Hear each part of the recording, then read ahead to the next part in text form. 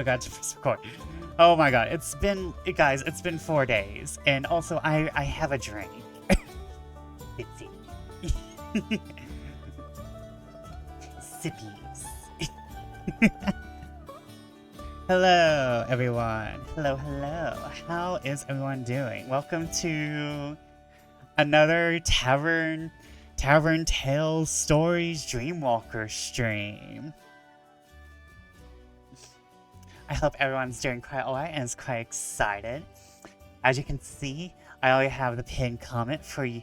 If you are interested in the game, you can use the comment to go and get one of the 2 secret early backer thingies. There's actually supposed to be 3, but the 3rd one is already completely taken, so apologies.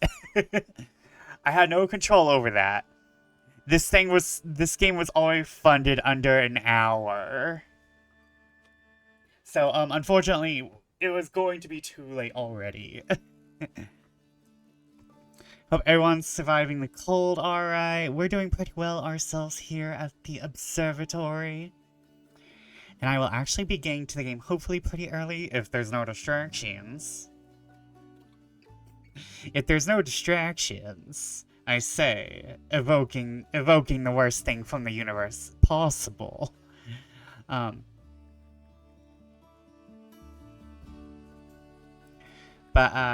we'll be getting into the game early because I want this to be a game stream. I don't want this to be a distracted loaded stream.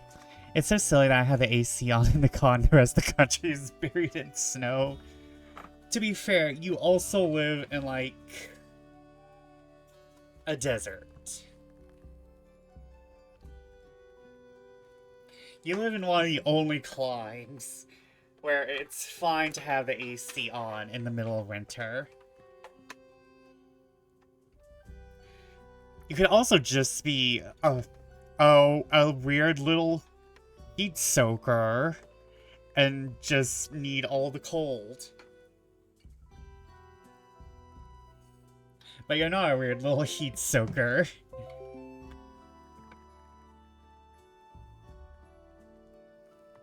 The heat creatures are upon us. That's why it's actually snowing so much. We need the snow to defeat the heat soakers.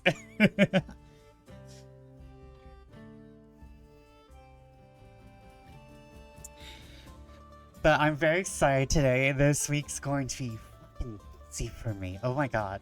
Not only do I have this tonight,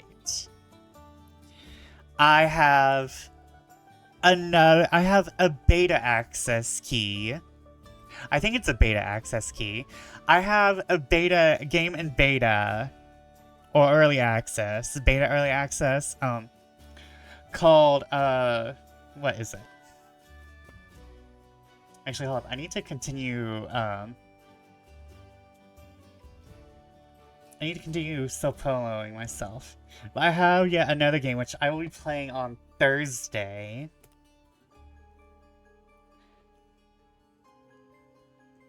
Thursday, cause unless I didn't finish up Tavern Tales tonight, which, you know, I only see one secret tier for the Tavern thing Kickstarter. Hold up. Let me look, because I used the...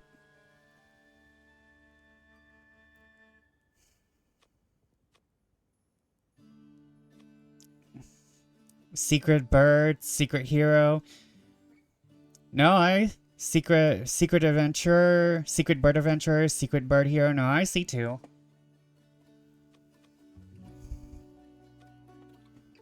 They both should be at the top, so...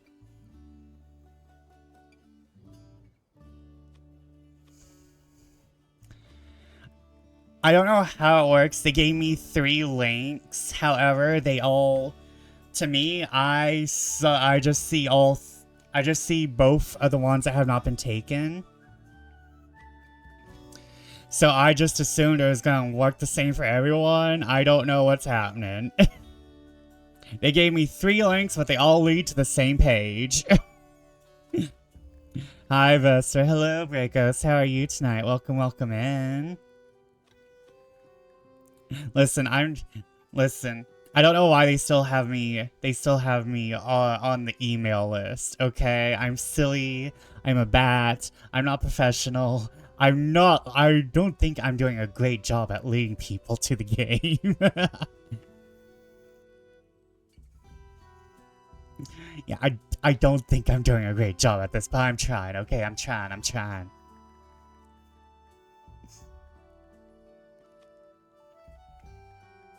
They gave me 3 links and all of them led to the same page, so I just put down 1. Now one push, just make a... If you lead one person to make a purchase, that is a win. But yeah, I have this beta today. Oh, well, this early access today. I have... If I can finish most of this day, and then we'll do more next week. Yeah, more next week, because I don't want to load up on visual novels in 1 week. And Thursday, I have the Roots Devourer, which I think is a roguelite. A roguelite card deck building thing, I think. Which is about the roots of a forest, I think, encompassing like an entire kingdom. The roots are hungry, they devour. It's in the name. We will be the tree monster vor creature. Ooh, that could be interesting, right? I'm very excited. Like, once I saw in Keymailer, I was like, I gotta have this. Unfortunately, it has one of those styles that has been mimicked a lot by AI, so I'm sitting here staring at the Steam page. I'm like, are you gonna hit me up later? Are you gonna hit me with the AI bullshit later? Cause right now, it just has that kind of darkest dungeon mixed with mixed with like has that very edgy, thick outline type of style. So I'm like really worried because it could be real. Because like it's just like a generally messy, thick outline style, but I'm also like, oh no, what if this is AI? But it looks like it's not, so I'm not... I think they would have a disclosure. I do like them thick. I mean, what? But I should not be talking too much about other games. I'm supposed to be promoting one game. Actually, speaking of which...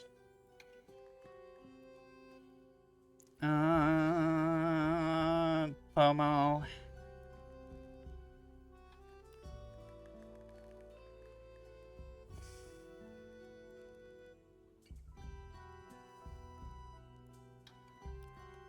Promo.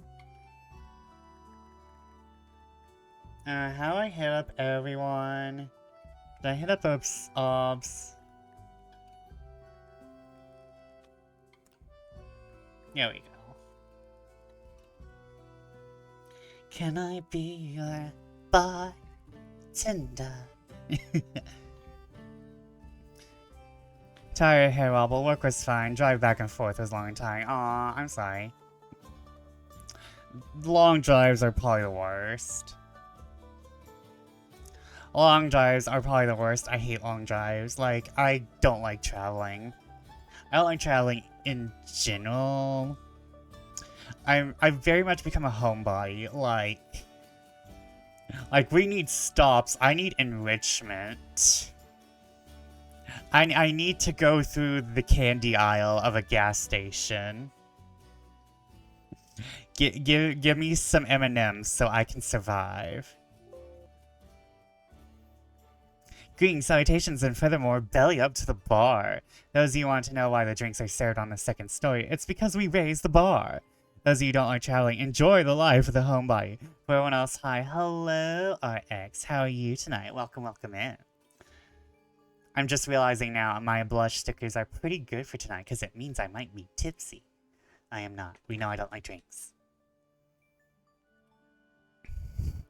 I'm the opposite. I love being on the road, but if you put me in an airport, I will complain the whole time. I haven't been in an air...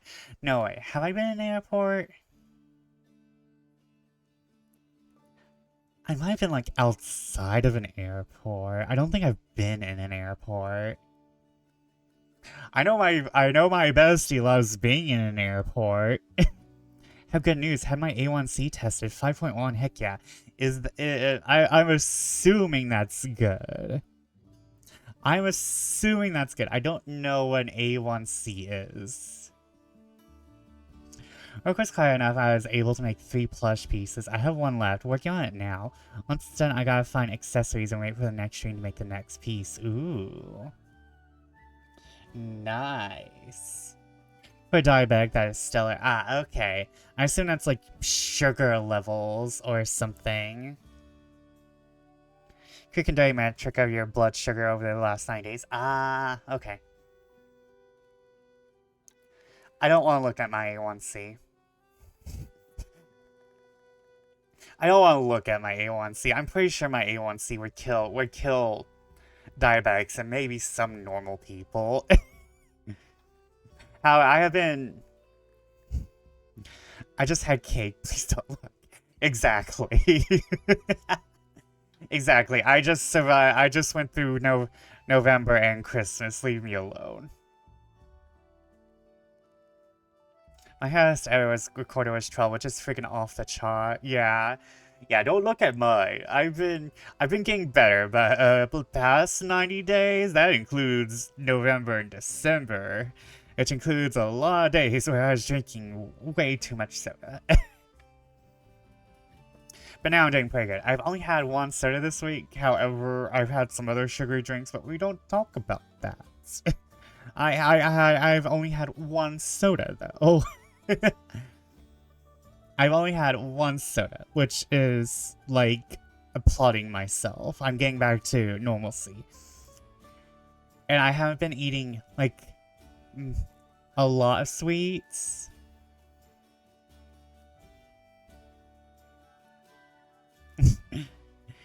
So, like, I think I'm doing pretty good, and I've been eating smaller portions. I only had 1 pork chop today. Actually, no, kind of 1.5. 1.5. I'll say 1.5. Normally, I eat 2. Don't worry about what you eat between Thanksgiving and Christmas. Worry about what you eat between Christmas and Thanksgiving.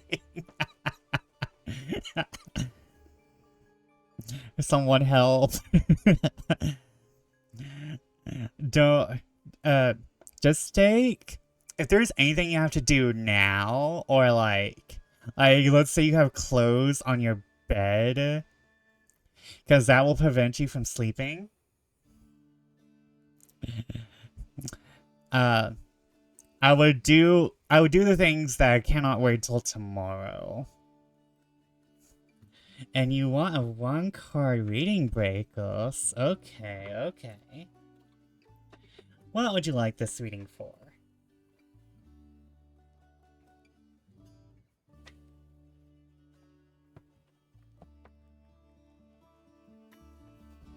Yes, those are things I do not do faster.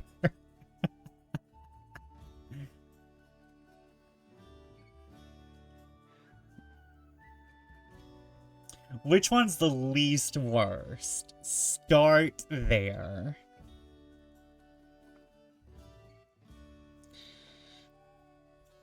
Well, I'm going to Vegas in May. What kind of trouble am I going to get in? Oh, that's a lot for 1 card, but we'll see.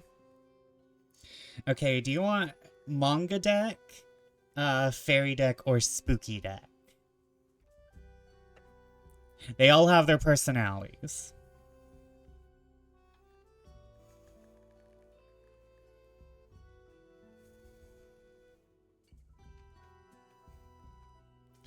Fairy deck? Alright. So I gotta clean tonight. Well, you have me. You have chat. Fortunately, this one has the book.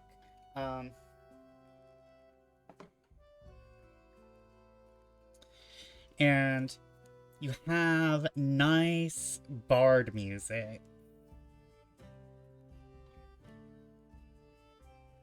And we have... Can you and Chad please organize and clean for me? I will send the bats. I don't think they'll get there in time, though. It's very cold up here at the observatory. The comet storm has not been good to the belfry.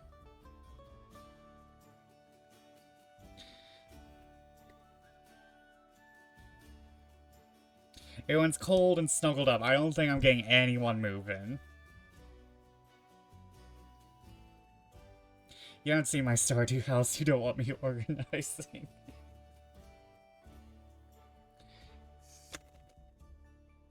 Oh no. Oh no. That didn't... Okay, it worked somewhat. Okay. I take that back. I take that back. This deck is being mean to me tonight, I guess. I will, like, hold up. I will move my mic so I can do this more properly instead of at an angle. Think I summoned something? Yeah. There we go. I'm not good at shuffling, so it's basically like... It's basically me taking out cards and then putting them back in, and then occasionally doing like the shh. Think it's gonna be really bad? No, it's not gonna be bad unless I pull out a 9 of Swords or a Tower. Don't worry about it.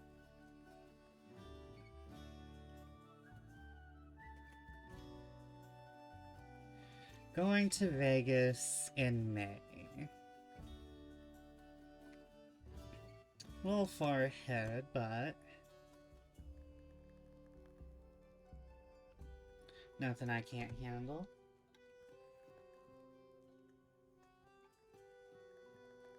I really need to properly cleanse these. It's been a bit.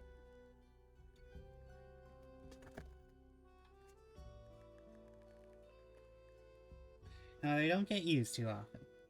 Would you like to read about a off-the-wall tarot-related quasi-reading? Sure.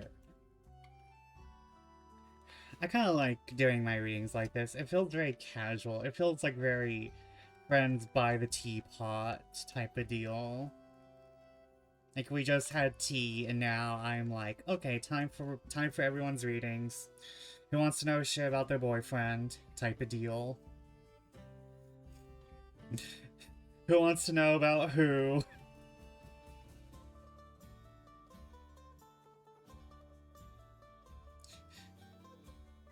If the tarot is mean to you, that's not me, that's tarot.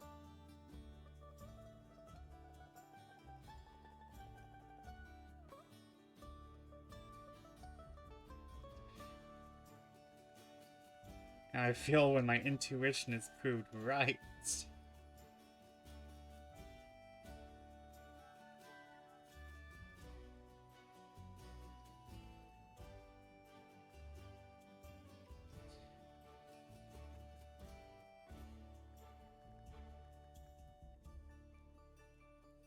So I ran a one-shot of Starly Davison. In the game, each character gets one tarot card, which represents their superpower, one-shot or something. It can be a classic reading or how you vibe with the card. One last thing. Alright, Breakers. Do you want me to pull from the middle, or the top, or the bottom?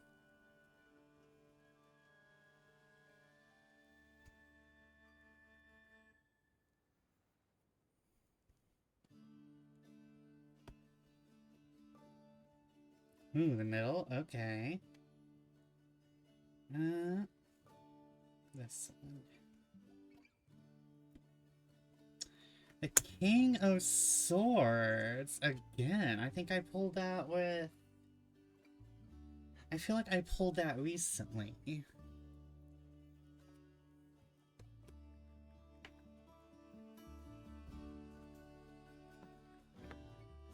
The player got the three sword, which he interpreted as the arm tattoo of the professional wrestler Shawn McCollis, which he could do a massive flying elbow, draw and defeat his opponent. I just kind of ran with it.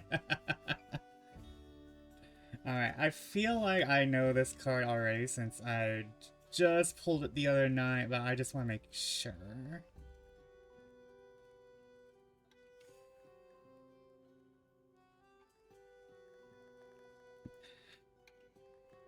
It's very funny.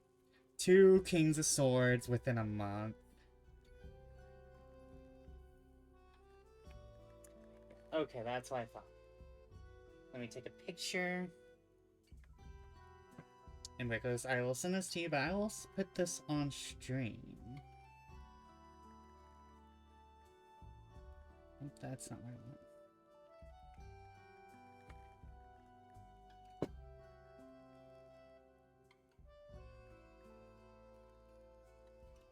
I'm not sure how this is going to relate to your Vegas trip, Raycos. But I'll see if I can extract something.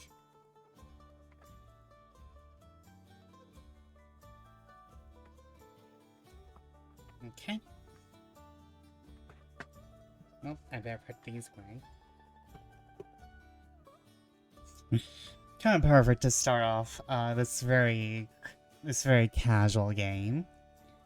Let me just send that to myself.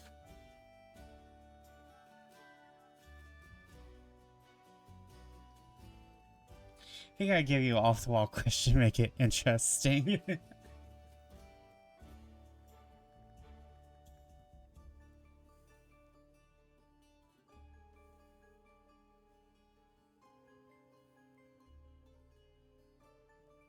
Okay.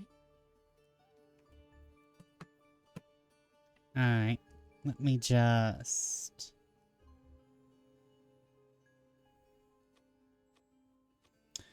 copy image.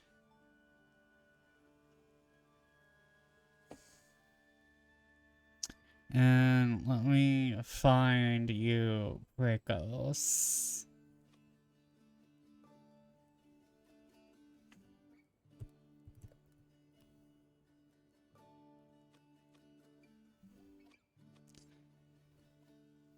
I am a human. Please leave me alone.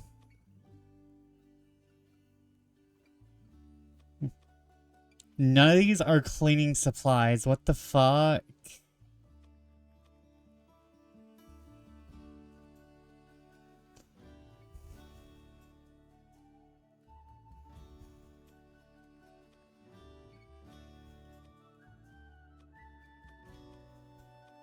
What the fuck is this?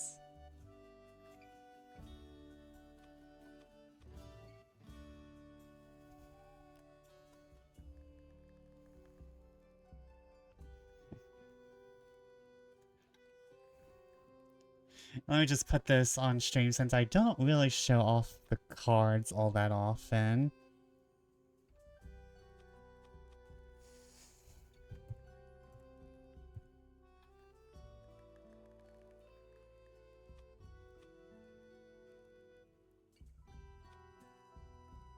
I'm sorry, this is taking so long.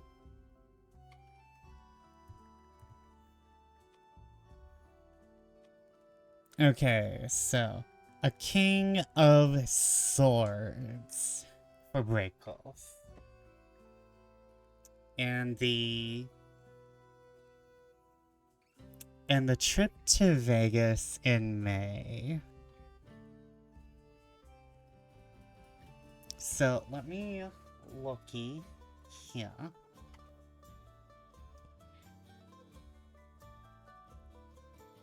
Yeah, I know. Yeah, this is basically what I pulled the other day. This King of Swords never let his judgment get in the way. Never lets his feelings get in the way of sound judgment. An ethical leader who encourages honesty and high standards. He's the first to speak out. He's a master of clarity and vision, going through any mental fog to find solutions to any problem. Message: make a decision only after thoroughly investigating all the facts. Yep, that's what I thought.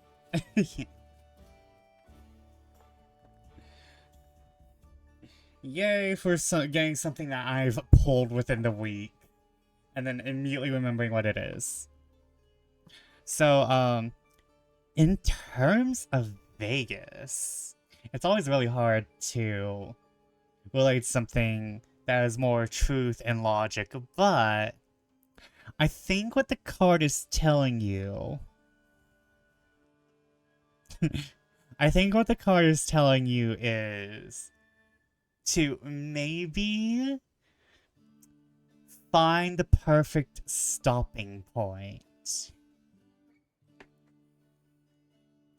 The card is telling you to find the perfect stopping point after, like, bets or any other activity. Like, presuming you're going to Vegas for, like, gambling and not, like, shows and stuff. Like, you could also be, like, going there and, like, something like, I don't know, a magic show happens, and you want to figure out stuff there. But I'm assuming, like, you said trouble, so I'm assuming gambling, drinking, all that fun stuff. So, in terms of this card, it might be like telling you, hey, don't make hasty decisions. Don't make hasty decisions. Instead, think it out. Be clear about it. If you can't be clear about it, maybe wait on it. Or like, if you can't be clear about it, that might be a signal to stop. You know? So, like, if you're hitting a point where you're like, oh man, I'm so buzzed right now, I can't think straight, I can't think gay, that might be the time to pack up the chips and go for that day, you know? But, like, you're still a king. You can still probably get away with stuff. But, like, don't think being a king means you can get away with everything. You still need to do your due diligence. We like our kings around here. As you can see in the card, he still has gold on him. He still has gold on him. He even has, like a crow. I think that's, like, a crow. So you're still gonna get the shiny, probably. Just don't let the shiny rule you. You rule the shiny. You make the decisions. You make the choices. And sometimes the best choice is to stop. Stop. In the best terms possible, stop while you're ahead. Stop while you're ahead. And that's why I think the card is telling you. Stop while you're ahead. Also, go to Excalibur. Nothing says king like decrepit castles. Also, I just noticed he has such awesome boots. Like, those are some nice-ass boots.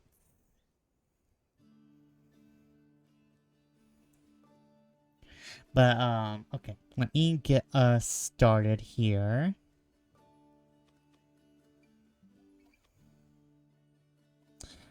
What do you mean this is built on chromium?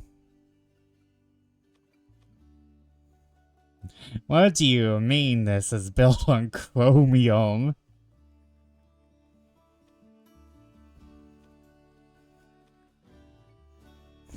That's not what I wanted, but okay.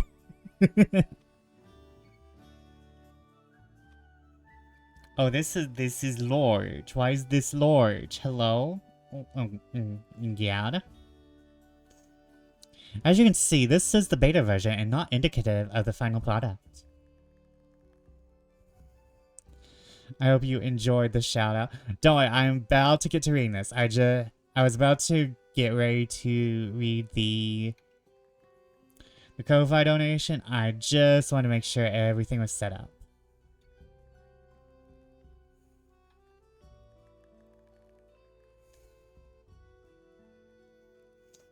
Hello? Why are you like this? There we go. have my drinky. I'm the tavern keeper. I shouldn't be drinking. I'm the tavern keep. I should not be drinking.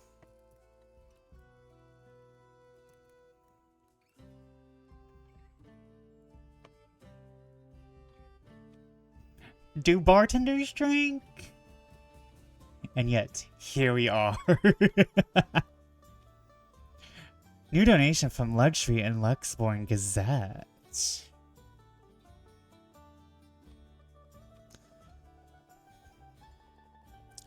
We are Luxborn's #1 magazine for luxurious housing. Wish to offer you this honorarium to have you promote tourism to our great country. No, Luxborn, you can't bribe me, even though I'm taking it. Yes. Yes, bartenders do drink. Well, not all, I'm sure, but some do.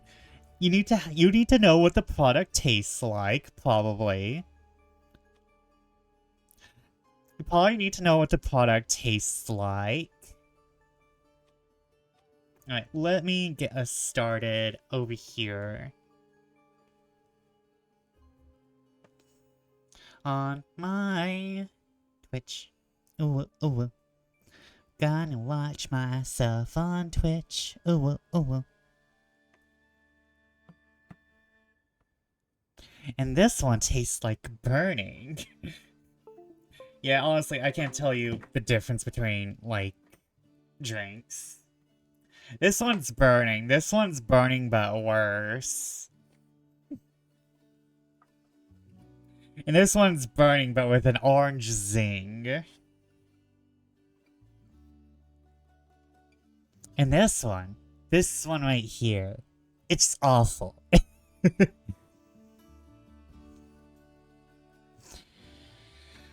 Okay. Stretchy before we start. Okay. Let's play. My pronouns are he, him. The name is Vesper.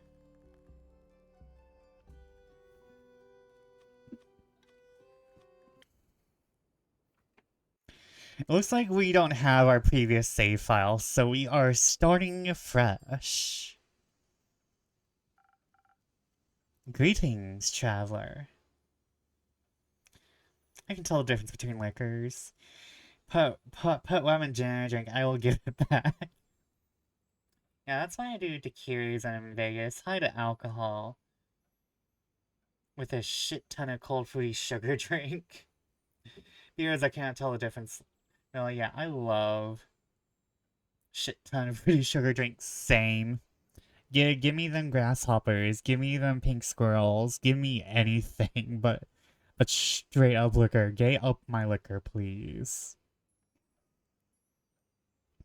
Greetings, traveler. Traveler, is that all I get?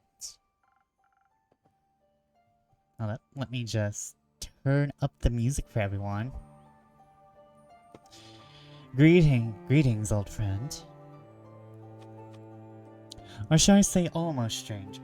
She seems like she takes her defense seriously. It's good to see you. Likewise. And told you sell magical drinks to exhausted travelers. Could I have one? Slow down. First things first, mate. Wait, you're a customer now. I should watch my manners. My deepest apologies, Miss Miriam. When did you become so polite? Ooh. Character information unlocked. She is a wizard. Oh, we got an armored wizard. Kin Mahada. Age 28. She, her, wizard. Moria.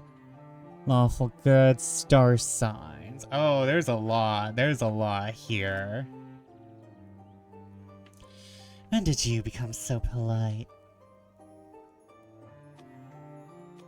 I had a change of heart. It seems miracles do happen.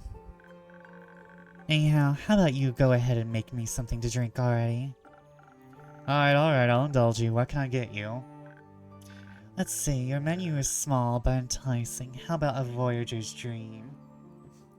An armored wizard with what seems skilled in bicepomancy. It sounds nicely balanced. Well, a bit spiritual for my taste. It does remind me of you. Your head has always been up in the clouds.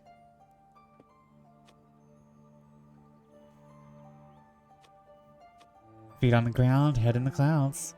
It's a balance. And you seem to have kept it. Now, before you went off to make my drink, would you mind showing me what you got going on back there? I think I remember how.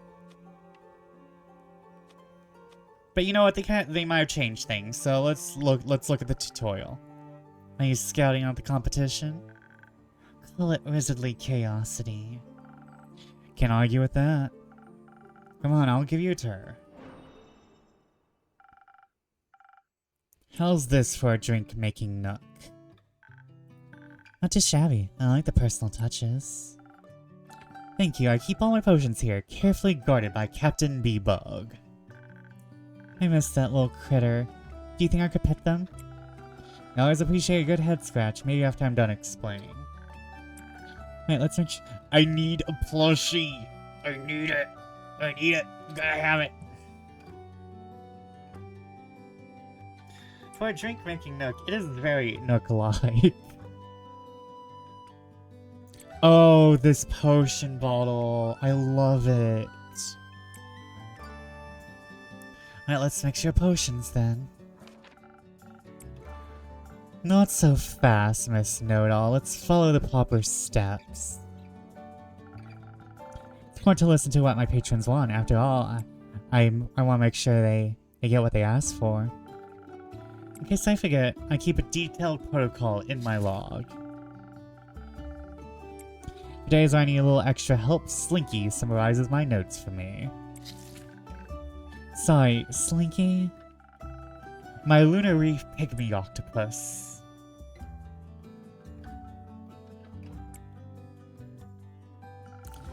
They come in for an internship one day and never left. Very nice guy.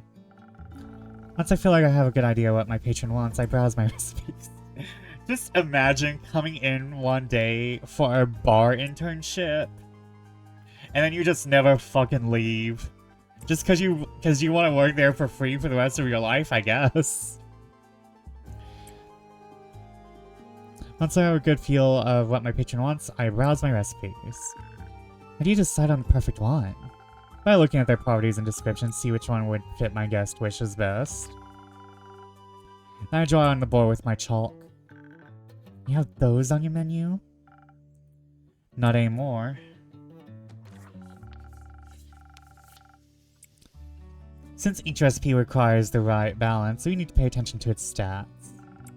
There's strength, charisma, dexterity, intelligence, and defense. If you go classic, each potion influences one stat. No, my potions can influence several stats at once. I can add to them or subtract from them. What else is a pygmy octopus to do? Depends on the sentience.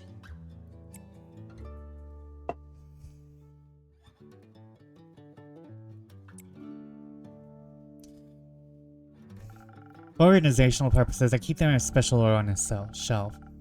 The higher up a potion is, the more stats it influences at the same time. Next, I just take one and pour into the mug.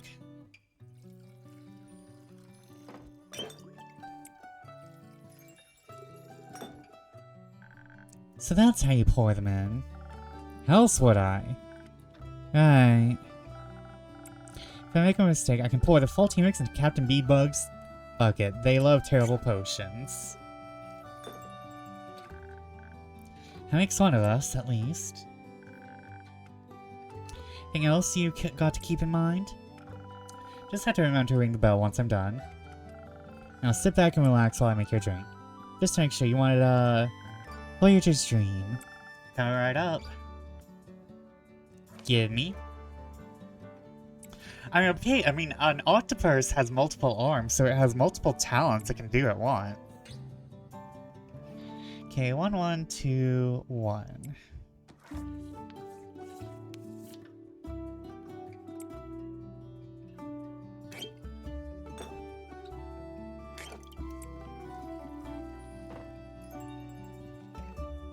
Okay.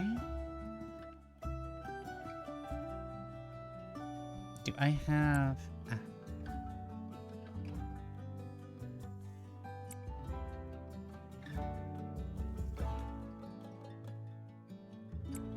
Oh, have I fucked up already?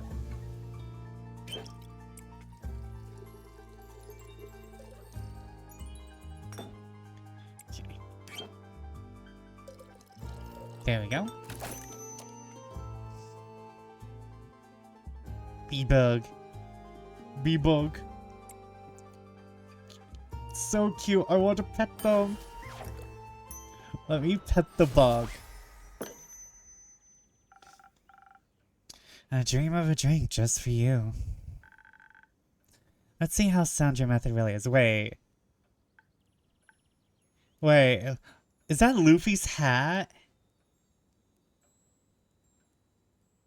Is that Luffy's hat? I don't remember that being there in the original. This is excellent, inspiring enough for any dream. Thank you. Though if I may offer a suggestion, your drink mixing technique is certainly commendable. What are you getting at? I was experimenting with a new potion on the way here. I call it serious. Why so serious?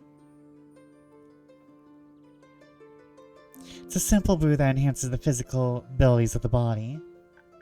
And well, I suppose it reminds me of you and your whole astrology obsession. You should have it. I think you can offer a different take on this delicious drink of yours. And don't call it Shirley. There are temples to her, you know, Shirley.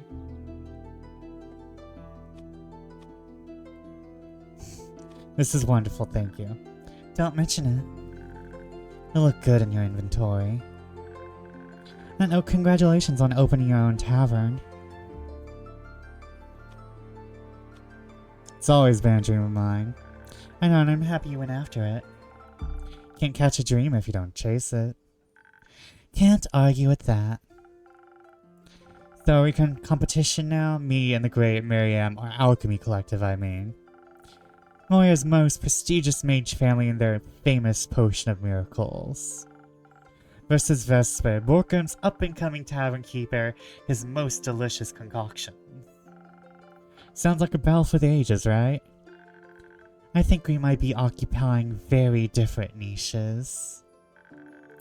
I should think about becoming a stuck-up mage who sells his diluted potions for markup prices. I think we're good. Can't catch a dream if you don't chase it. Someone has never heard of a bear trap before. Ah yes, those bear trap dream catchers.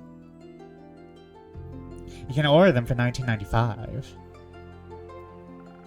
I'll think about it. Just kidding.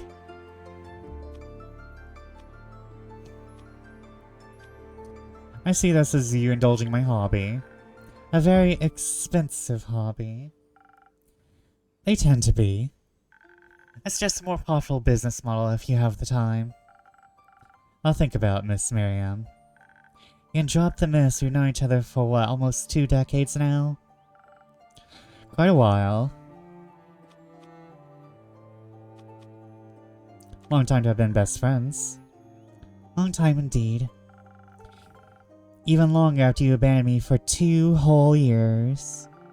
I almost revoked your friend license. I was busy. You could have sent a postcard.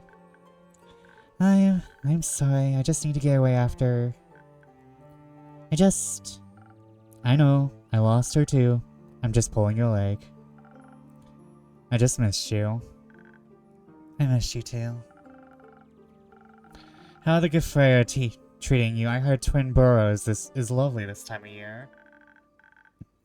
Local flowers in full bloom, which is beautiful, postcard worthy even. Unfortunately, the uptake in pollen seems to increase the fluctuation in the delta's mana irregularities.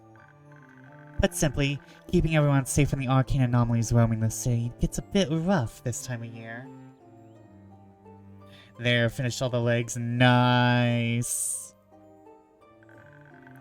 Something about the exposure to pollen shifts the creature's behavior and hunting patterns. You're trying to figure out why? As is my position as a the gay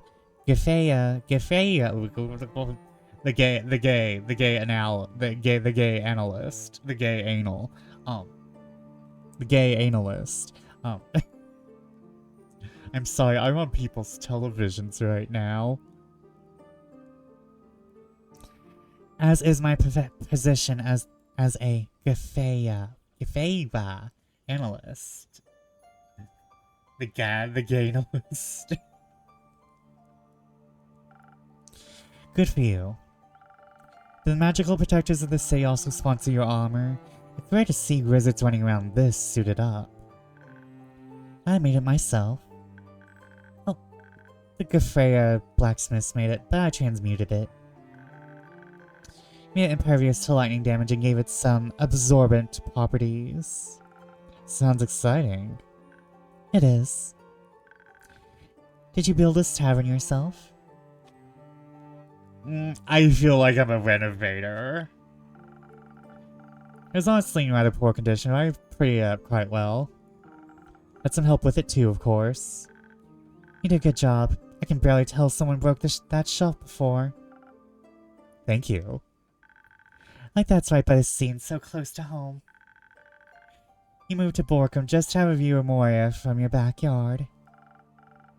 What can I say? I'm sentimental. I thought about moving to Zenith for about half a day, but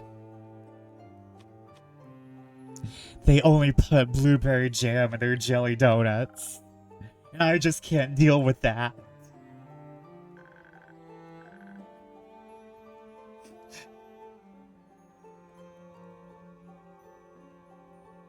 What? I know. It needs to be raspberry. Or poisonberry. Actually, I never had poisonberry before. Is it good? I've heard of poisonberry jam, but I've never had it. Like, I feel like red jams. Boysenberry? I've had boysen, I've had poison. I've had both.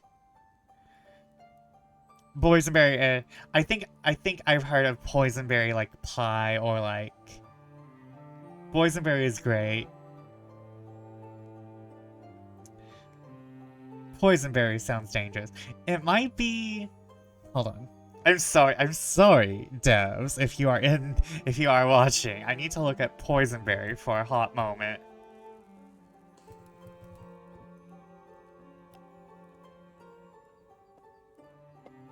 It might have been boysenberry, and I've just been hearing poisonberry my entire life.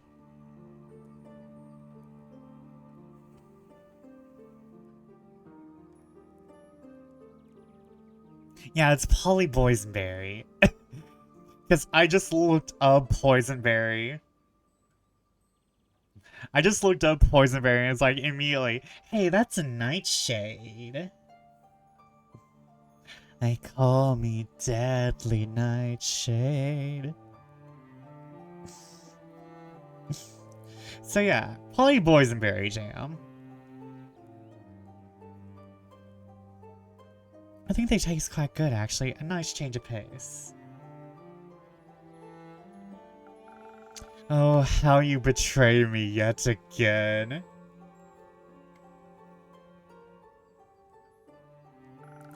Try some of their treacherous pastries on your way home. Funny, I stopped by to pick some incense I ordered and the baker was right next door. He was very forthcoming about his assortment, as well as the town's gossip. I think could write a cookbook interspersed with local tabloid articles at this point. Anything you'd like to share? You know how much I like gossip. I sure do. There's a whole lot of talking in circles and worrying about nothing. But what stuck out most was how worried he was about his niece's neighbor's son. Apparently the kid hasn't slept all in days and insists there's a monster hiding under his bed. What kind of monster? Not sure. Allegedly it has many feet as a millipede and snores. Fascinating. Do you think it's real? No. The baker also told me about a mysterious rogue allegedly going rogue in town. Stealing buttons, beads. Bones? No, honey. Townsfolk had started locking their doors at night, but that isn't preventing the robberies. Not the boysenberry jam. Boysenberry has always been my absolute favorite soup at IHOP, and they stopped carrying it. I think, like, I don't think it's, like, gone extinct, but, like, I think boysenberry has, like, fallen out of popularity. Guess it's time to protect. He snack. He attack. But most importantly, he protect. How can a rogue do anything other than go rogue? True. It's like asking Morbius to do anything but Morb. Boysenberries make me think of Jimmy Neutron for some reason. I think that's because, like, Jimmy's mom made, like, boysenberry pies. I think the boy is scared and projecting his fears into his dreams. And under his bed. Not too bad of a theory. What did your investigation conclude, Gafeya, Miriam? Nothing. I didn't investigate.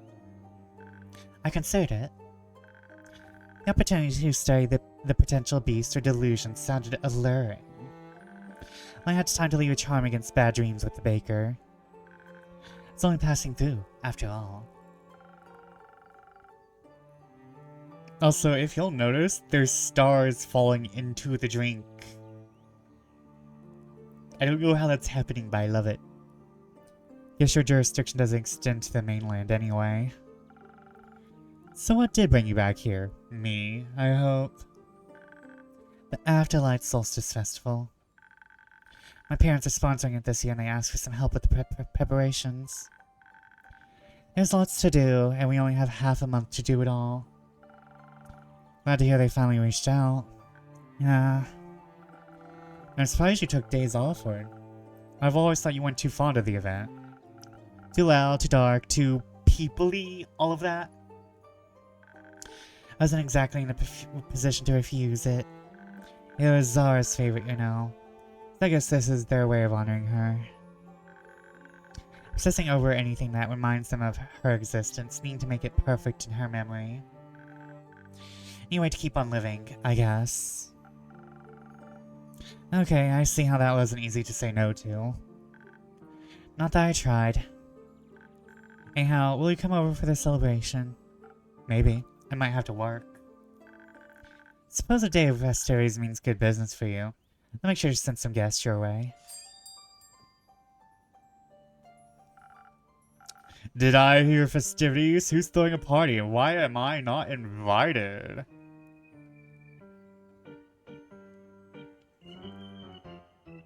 What is this Luigi's Mansion-esque theme? Oh no, wait. Okay, we're kind of getting sea shanty with it. Whoever you are, I love your theme song.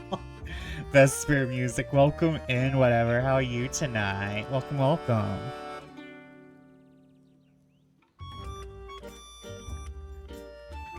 I kind of like it when pirate music has like a little bit of that spooky touch. I really like it when pirate music has a little bit of that spooky touch. Tired? Oh no. Well, please rest up with us.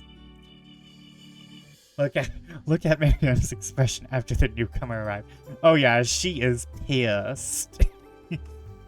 She is done. Back on my employment grind? Oh man. Do you at least have days off this week? And sorry for the ads, but I did stop for them.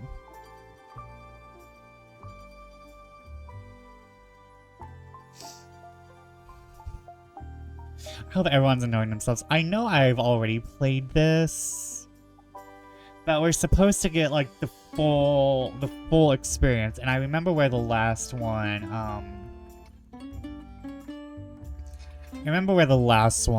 kind of stopped. So I know when we're going to get new content. Have some coming up? Good. I'm going to be dealing with the knee spats a little next week as well, I think, because we have another... I should say Comet Storm. I should be in character and say I have a Comet Storm, another one heading up, but y'all seen the weather reports. Y'all have seen the weather reports.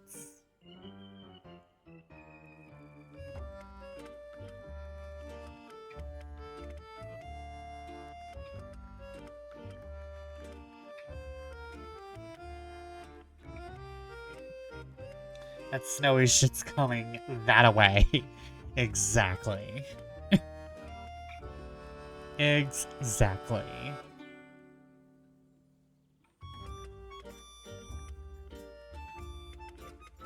Bam.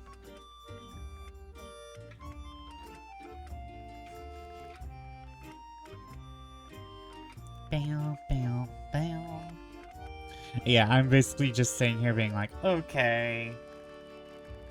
Okay, more snow. We're kind of like semi-prepared. I think the parent beds have to go out tomorrow, so I'll be waking up trying to get shit done myself, because the snow's kind of like thrown a wrench in my plans as well, even though I'm mostly a homebody. Mostly because I'm sitting here being like, is what y'all saying, what you doing? What y'all saying, what y'all doing, what's happening? What's up, what's up, what's up?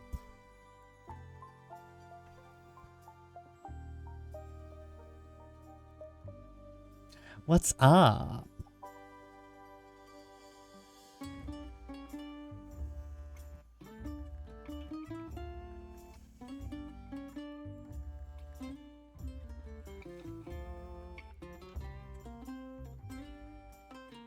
Also, I'm also to talk about some other plans to fill up the void. Fill up void. I am already excited for the Valentine's Day event in FF14 because, oh my god, the new Valentine's stuff is so my aesthetic. I'm hitting up. I'm becoming so lovecore in the upcoming days. Y'all won't know. I'm going to be so lovecore. Actually, wait. That gives me an idea. Guys, I had a thought. That was what that sound was. If y'all heard a clanking, that was because I was having a thought. I am mooncrafting. There's so many people here. Uh-oh, Vesper has a thought. Are you on the moon? Or are you on, I think it's called Oasis. Oasis? Oasis?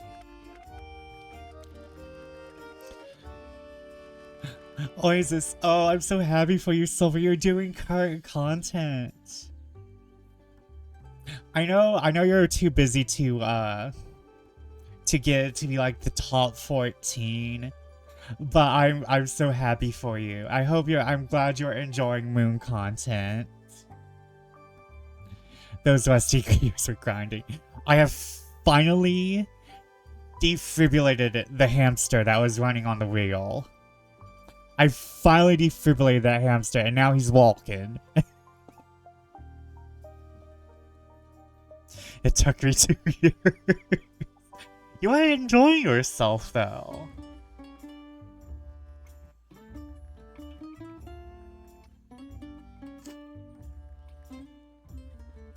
Okay, back to game.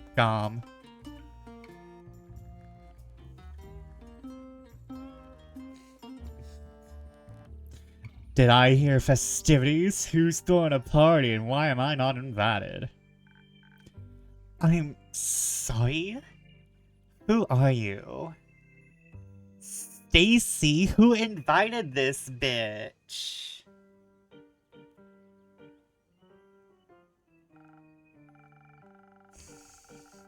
This is Una. She helps me with all my renovations and repairs, so I let her live upstairs for free.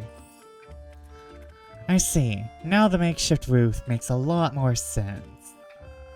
No need to be intimidated by my DIY skills. You two know each other? For quite some time, yes. And you never introduced me to a Vespa? I kinda like how they both have something fucked up with their arms. I'm making my schedule for the weekend. I think I will go back to Final Fantasy III for Saturday. Nice. Yeah, I thought we were so close. You know, after I lost my hand trying to fix your tavern's leaking stern? Please don't believe everything she says. Hey! You want me to tell you climbed all the way up there to fix the leak? That's not. Never mind. To tell you the truth, I lost my arm while brawling with a two-headed sheep. She got a cannon for her hand? She got Barrett shit going on.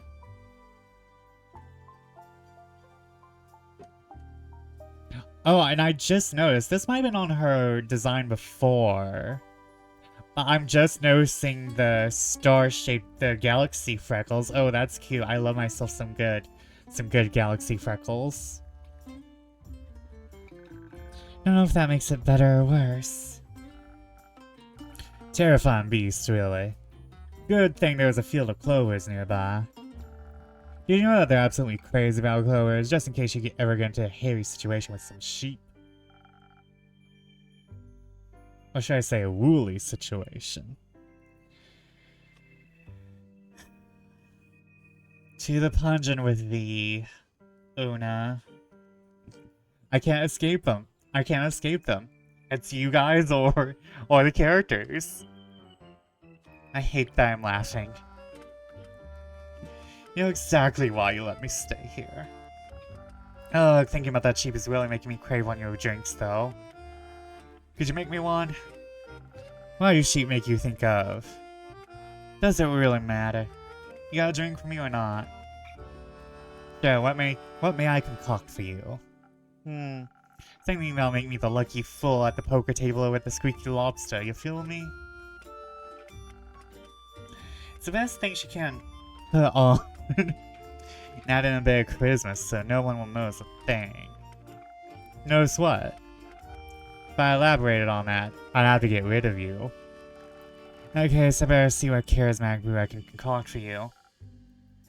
Great rhyme! Now, Una didn't request a specific drink. She did mention some attributes the drink should have.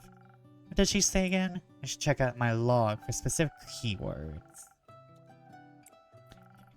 If I get lost, I can always ask Slinky for help. I've got this. It's like we never made drinks before. Lucky and charisma. Which one of these is charisma again? This inspiring message involves a perfect drink for any seasoned seafarer looking to win over their crewmates with nautical charm instead of brute force. Its hefty cinnamon spice consider good luck in the Fisoan seas. Once up with this delicious drink, it is enough to fill you with hope for your future adventures. Okay. The seasoned tides. Draw the recipe.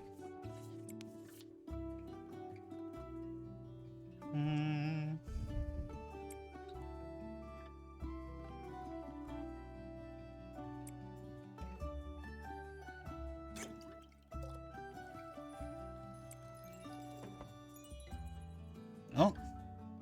Oh, okay. I stopped at 2. Okay. Okay, and dupe. And Boop.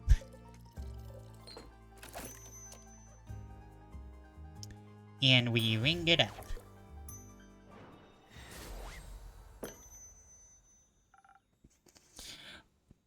And it comes with a free drinkable seahorse.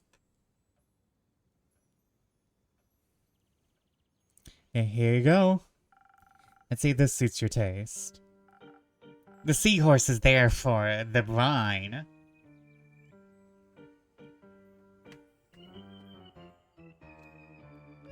I screenshot the cat bee.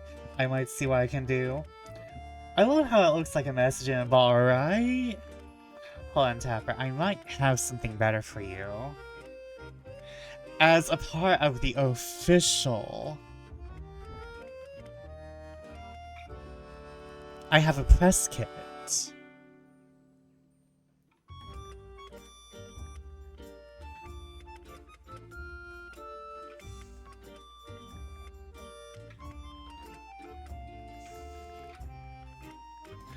Do I have...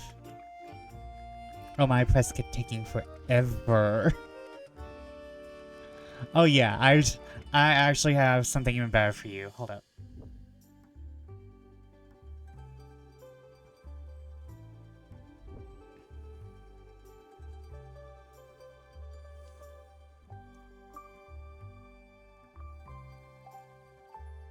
Where are you?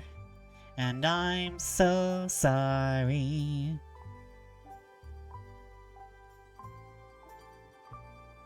Hold up, can I just copy image?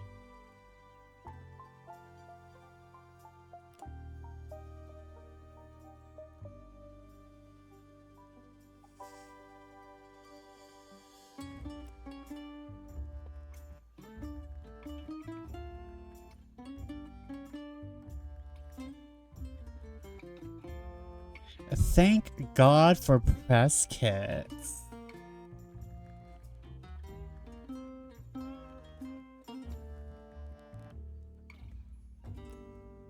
Am I right?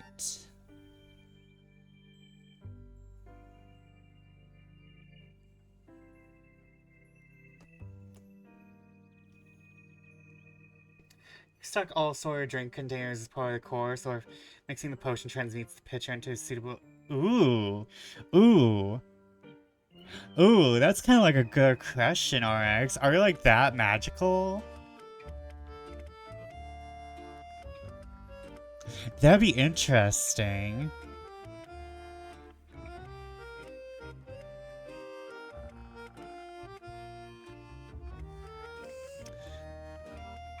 I presume it could be either or. Like, we are in a magical land, so why not just have transmutable containers? But also, you know, what if like, we lose our magic occasionally? So, like, maybe we have to, like, stock multiple containers. We don't know how magic works. The losers over at the Squeaky Lobster Poker Night might as well pack up now. So what about you, oh so mysterious, suited up woman? I know absolutely nothing about you. Only that you're besties with Vesper. How about you share a funny little anecdote with us too?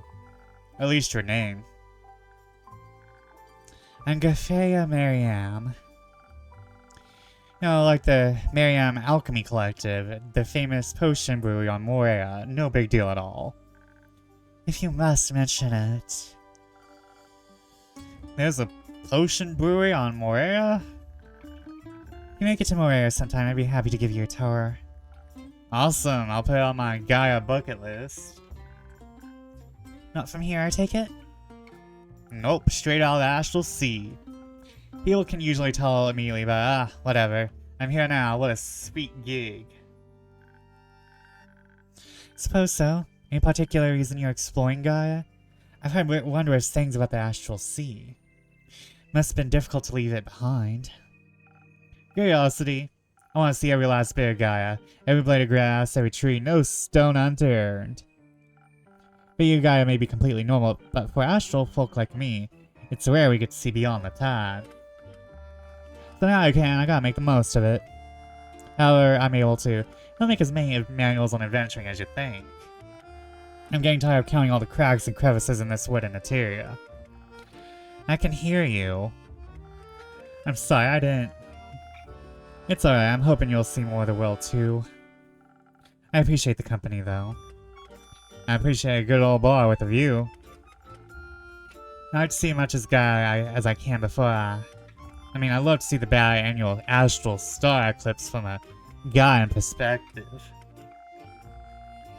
Una's star arms twinkling?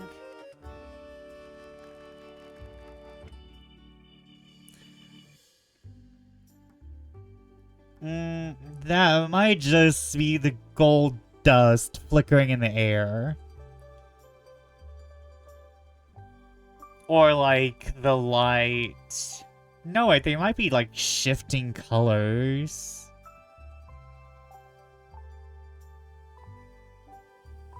However, it would be like so small I can't tell. Allegedly, the best place to watch the eclipse is Verika. It's so far up north, kinda out of reach for me currently. So until then, I'll just go on fun day trips and get into bar flats elsewhere. Speaking of bars... Remember how I told you I'd do some industrial espionage over for you at the Lucky Knitter? Tell me everything. First of all, your tavern's still cooler. That's a relief. But even better, I will throw her into a dice game. The bet? If I want to get something extraordinary, if they won, I'd fix their broken void siphon. I assume you won? Bingo! I snatch up quite the treasure for you. It says collecting dust in the glass cabinet anyways. Now I hand it over to my worthy friend. The label says Anka. No idea what it does, but I figure it might be useful. Thank you, Una. I think it'll add nicely to my collection. I thought so too. Here, let me fill you in on some facile and hot gossip I picked up on my way back. She has tickets to the gun show. She is the gun show. Have you seen her other arm? I'm all ears. Apparently some exciting things are happening in Zenith at the moment. So you've also heard about the strange thief. What? No, actually I was talking about the colorful cobblestones that started appearing everywhere. Definitely have to get my hands on a few of them. I bet they're magical. Who knows what I could do with them. Did see those colorful stones in the pavement, red, pink, and orange if I remember correctly. They looked cute. Figured they were the doing of a young carbuncle. Now those little furry critters with the gemstone between their eyes. They want them painted the street's cobblestones in its favorite colors. A carbuncle? They're pretty rare for Soa. I thought they preferred a warmer climate. Hogwash, it's clearly the work of an artistically gifted leprechaun. Have you ever seen a leprechaun paint stones? Have you ever seen a carbuncle at this latitude? Maybe you were both right. Like a leprabuncle? What a spineless answer. Agreed. Either way, I really gotta check it out. You can also investigate the thefts while you're there. Or help a poor kid plagued by nightmares. Not sure how cobblestones would help a kid, but I'll see if I can find an adventure with babysitting license to pass on your worries. Do you need a ride then? I'll be happy to introduce you to a merchant who frequents the route.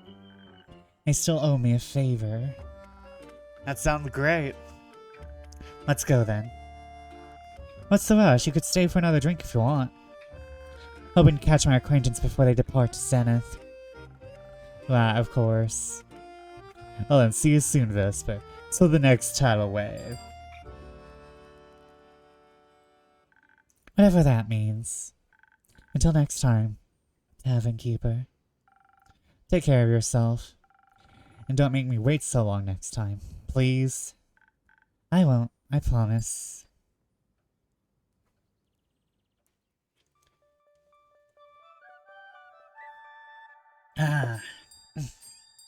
These two.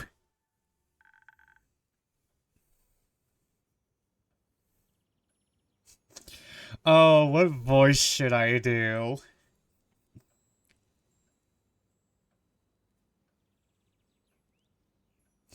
Should I go for the voice? Nah. Astral hairs don't know the Makarava. Yes, they do. And how would you know that? I've read a basic biology book. Wait, you can read?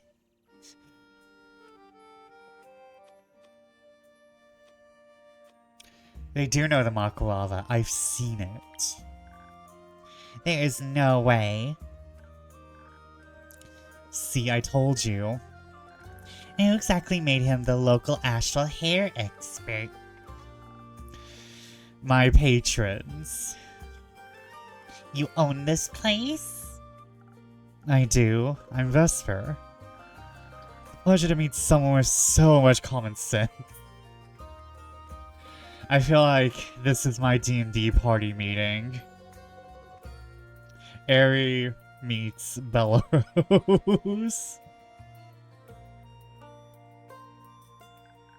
So, Vesper, do you have any paladin repellent on hand? Can't say I do. How about a truth serum? No, not that one either. Truth serum? Are you accusing me of lying? I'm not accusing you. I know you're lying. Alright. How about some drinks to settle your spirit? Drinks? You have my full and undivided drunkard attention. How much do they cost? Just your names. You drive a hard bargain. Those are very precious. Wait, what if we are Fae? What if we're Fae and we're fucking over every single one of our patrons? Free drinks for names. I meant an introduction. I like my name well enough. Ah, that I can do. I'm Rune. No, you're not. That's the name of the guard I talked to earlier. Common name. Sure. We can't all be called Quasar Duskbringer. No, we couldn't. That would be very inefficient. What a dramatic name. My family has a flair for the dramatic. Can I get my drink now? Of course, right away. Anything in particular you fancy? A hottest drink on your menu.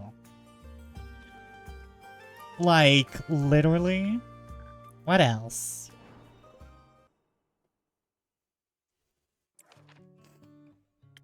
Okay. Hot.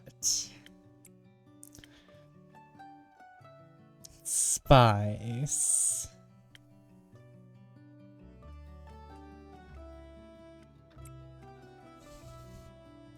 Do they mean hot as in spicy or hot as in... Well, if they want spicy, they would have said spicy. So, I guess we're making the drink. I love their ideas of fantasy drinks. It's like, here, throw in this whole ass herb. Have this entire fucking herb, my man.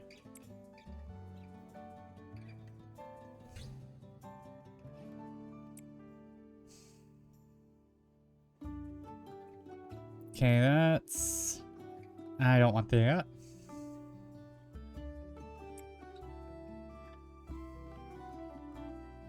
I want my charisma... Oh wait, I think...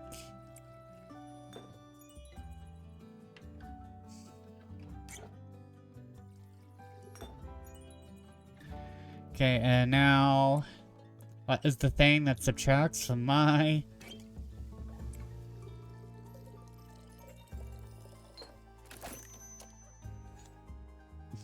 I like how it's just like, here is your whole ass herb, my man. hot and steamy as requested. Just like me.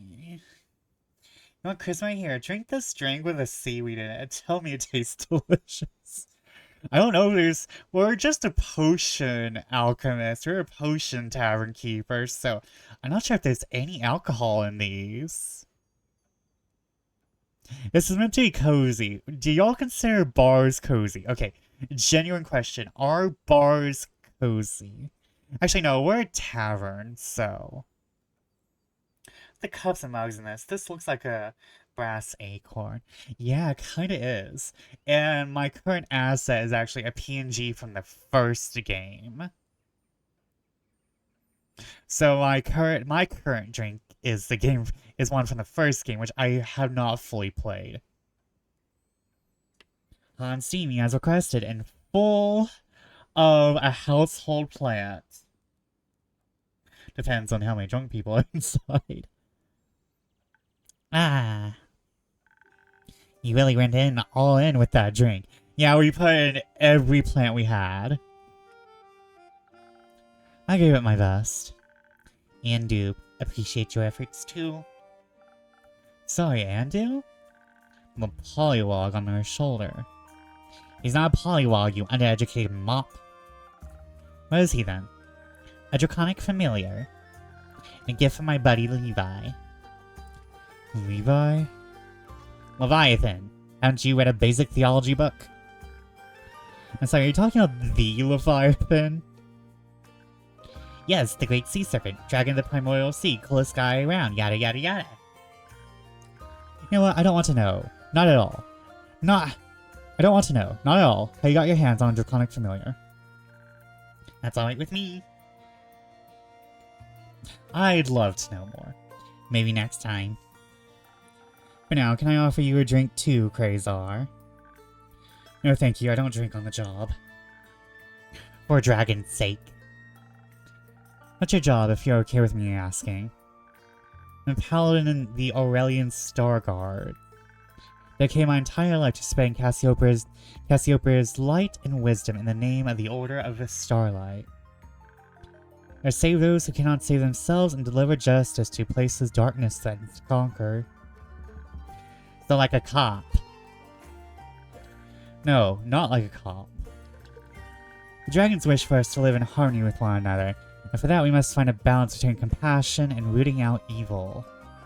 So a religious cop. I'd much prefer a different insult. The Order of Starlight. We don't often see people from the Order here in Mossberry.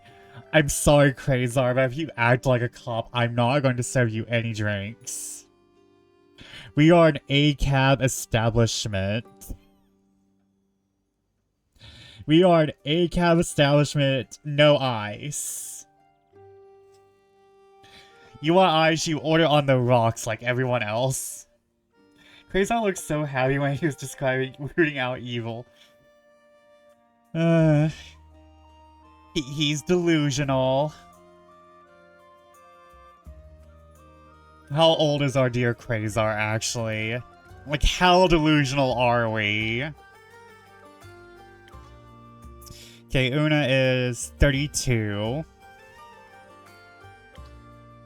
Rune is... whatever.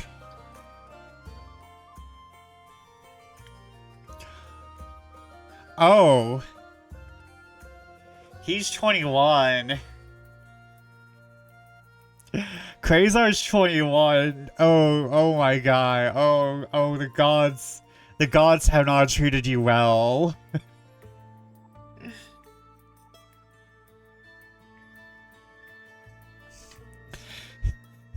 So I think you need to go back to Cassiopeia and ask for a refund on your aging process.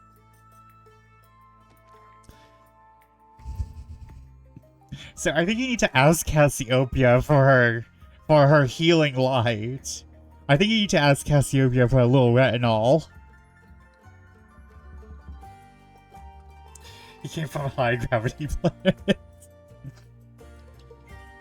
It's the cheekbones. He's like, have you seen those people in, like, we all know, like, some like fellow high schooler who looked like they were in their 20s, but they were like 16. He's one of those people who looks like they're like upper 30s when they're in high school.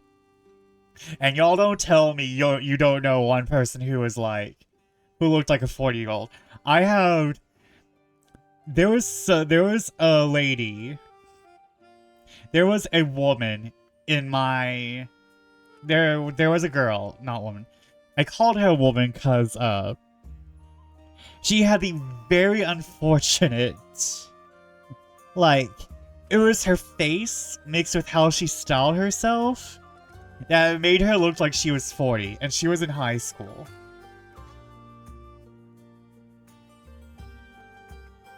ACAB stands for Ask Cassiopeia About Brow Waxing. It's almost 30 and customers were asking if I skipped high school that day. I was like, dude, that was a decade ago. I don't remember who it was. I think it was our viewer from Australia who was like, hey, how old are you? And I'm like, how old do you think I am? It's like, you sound like you're out of high school. It's like, oh, thank you, but I'm 30. Thank you, I'm in my 30s. Seriously, Quasar's eyebrows get your course. He doesn't have Rock Lee eyebrows, so at least he has that going on. Like, it's a good design, because, like, it's realistic. There's people who look much older than they are, and then there's the reverse. I don't have a big stronghold on Fasoa yet. And the Aurelian Star things. We're based in the Majocracy. That explains the stick up your ass. And where are you from? The circus? Your dreams. My nightmares, more like. What convinced you two to travel together? A mutual love for bickering?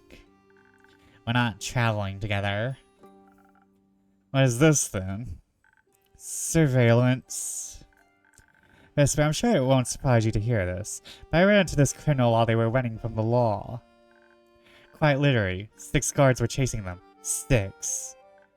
Yeah, and you helped me get away from them. What does that make you? Compassionate? You were outnumbered and it was unfair, so I felt a bit of empathy. You might want to look that word up. I'm good. Thanks. Plus it's innocent until proven guilty, right? Mm-hmm. That being said, I look very guilty. I never stolen a single thing in my life. You tried to pickpocket me 3 times on the way here. What did the guards say or yell while you were running? Oh wait. What did the guards say or yell while you were running? I won't repeat the yelling, but I checked in with them later to hear their side. Told me a very precious artifact was stolen from the Museum of Historical Sea Serpentry. They hate each other, but the sex is so epic. He stole things in multiples of 2, so he never stole a single thing. He is a fae. That is his little... He would do that kind of bullshit.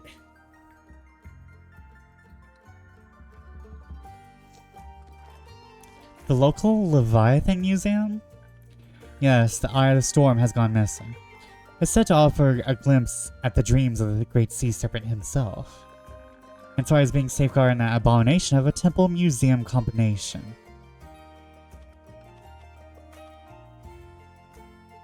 Bummer, I loved looking at that orb. I heard it's beautiful to look at. I bet. Receptionist saw a cloaked fae with a giant staff and a purple familiar pocket it. Could be anyone. I see the issue here. But how about compromise? Quasar, you give the eye back, but without handing in your new acquaintance. That way we'll both be happy. I would have already done that, but they don't have it on them anymore and they refuse to be honest about it. Now I need to find out where they hid it. so you don't get in trouble for helping them flee. Bingo. So I can return the artifact to its rightful owner. Can't exactly let a criminal run free either, but I need proof first. One should not condemn without having weighed the scales of justice carefully. Spoken like Cassiopeia herself. Yes. Not that I stole anything, but if I did, Leviathan would greatly appreciate it. And how would you know that? I asked him. Right, and what did he say? Nothing, but he didn't take away my powers or banish me into the crater of a volcano, so he clearly approves. Leviathan, an approver of Chaos Gremlin. Seems like you both lost your marbles then. Do you follow any of the Dragon's Wrestle? I hope you're familiar isn't a result of wizardry.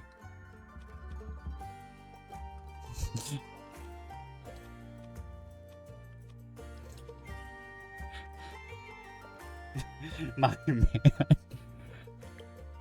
I learned not to question it. Sometimes Gaia sends me stuff and won't take it back. I learned not to question it. So, the great dragon of the fruitful earth is like your fan? More like I'm her experiment, I think. Impressive. Ask what all the trappings of astrology here are about then. Cassiopeia and Leviathan are typically the dragons associated with the stars, so it's a bit off-brand, right? Not really, this is my tavern, not Gaia's, and I like astrology.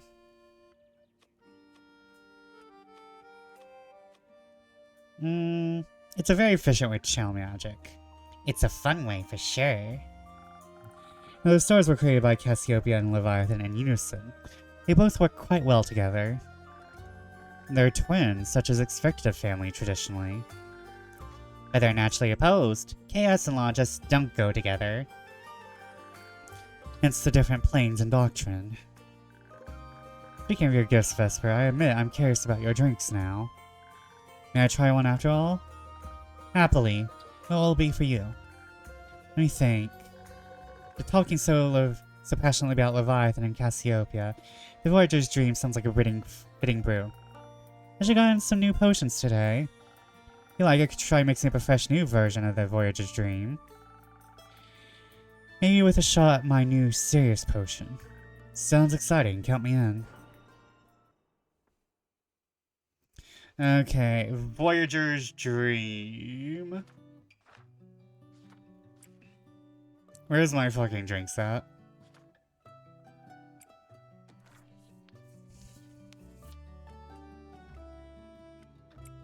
And which one of these is serious? Okay.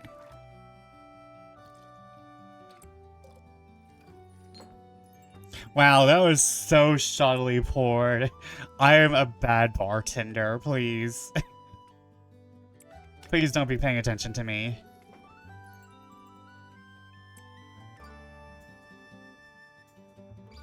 Where is... yeah, here we go.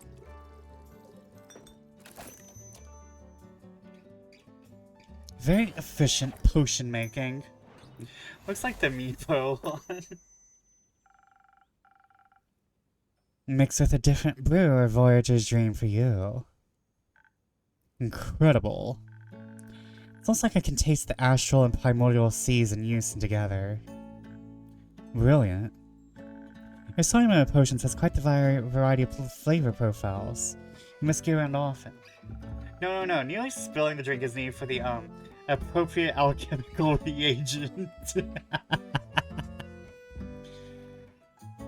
Exactly, it's all a part of the alchemy process. Not as much as I like, actually. Also, I'm tavern bound most of the time. No one to cover you in case of absence. Something like that. How do you get your potions in? Well, I usually make them myself. I come up with what I can for recipes as well. Sometimes my friends bring me potions or recipes they stumble upon during their travels too. Cool! Wait, let me see if I... Ah, I knew it. Here you go. Bingo, baby. That's not really necessary. But thank you. It's all crumpled up in my bag anyways. Do you want to know where you stole that from? Stole? Not at all. Totally normal recipe I found under a rock. That was in a church. Sure.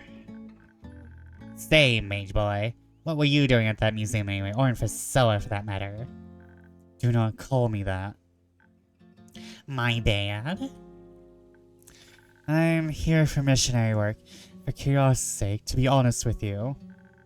They say Fasella have remained the dragon's champions. Indulging in history a bit can't hurt, right? Oh no. A missionary, and it's not a position.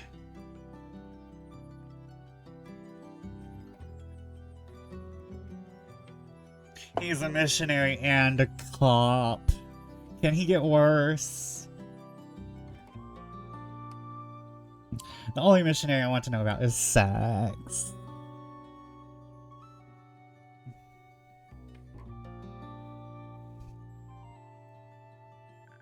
Though clearly Leviathan's alleged chosen one leaves a bit to be desired.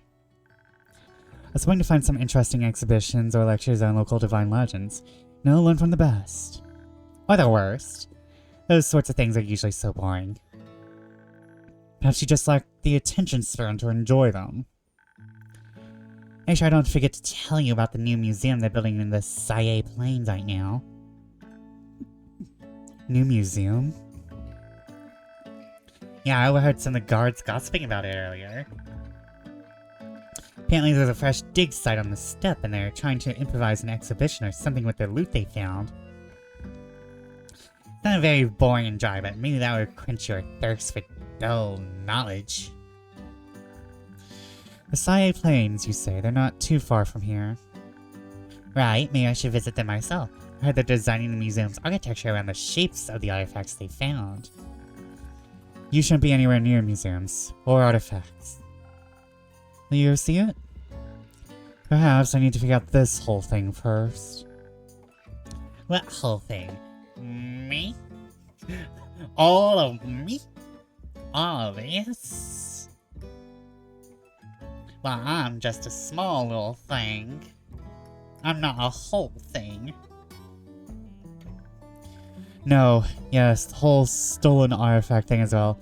Still the accidental aid and burglary thing, and your lying thing. May I recommend some rest first? I have somewhat comfortable beds.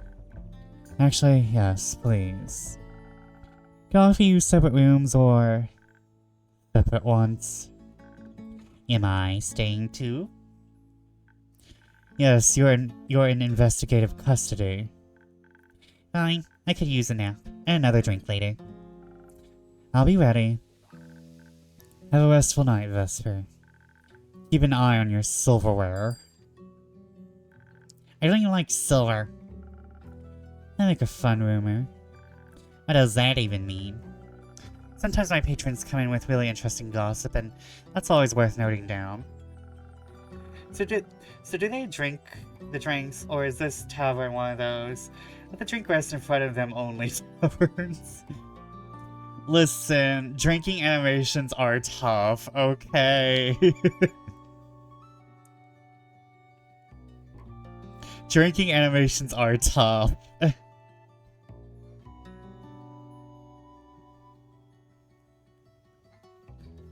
You inhale it through your pores type of tavern. That's what it is.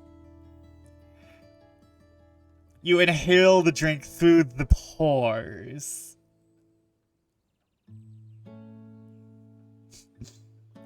Oh, that's a brew. I thought Quasar had a sheaf of wheat strapped to his back.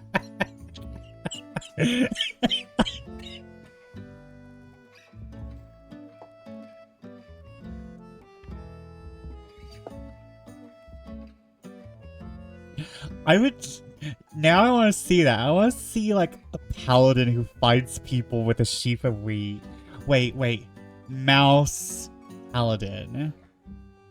Mouse paladin fighting with a sheaf of wheat. Hold on.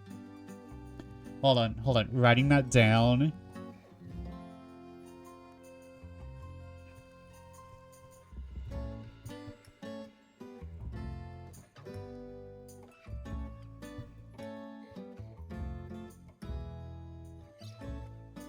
I don't know how that would work, but I want it now.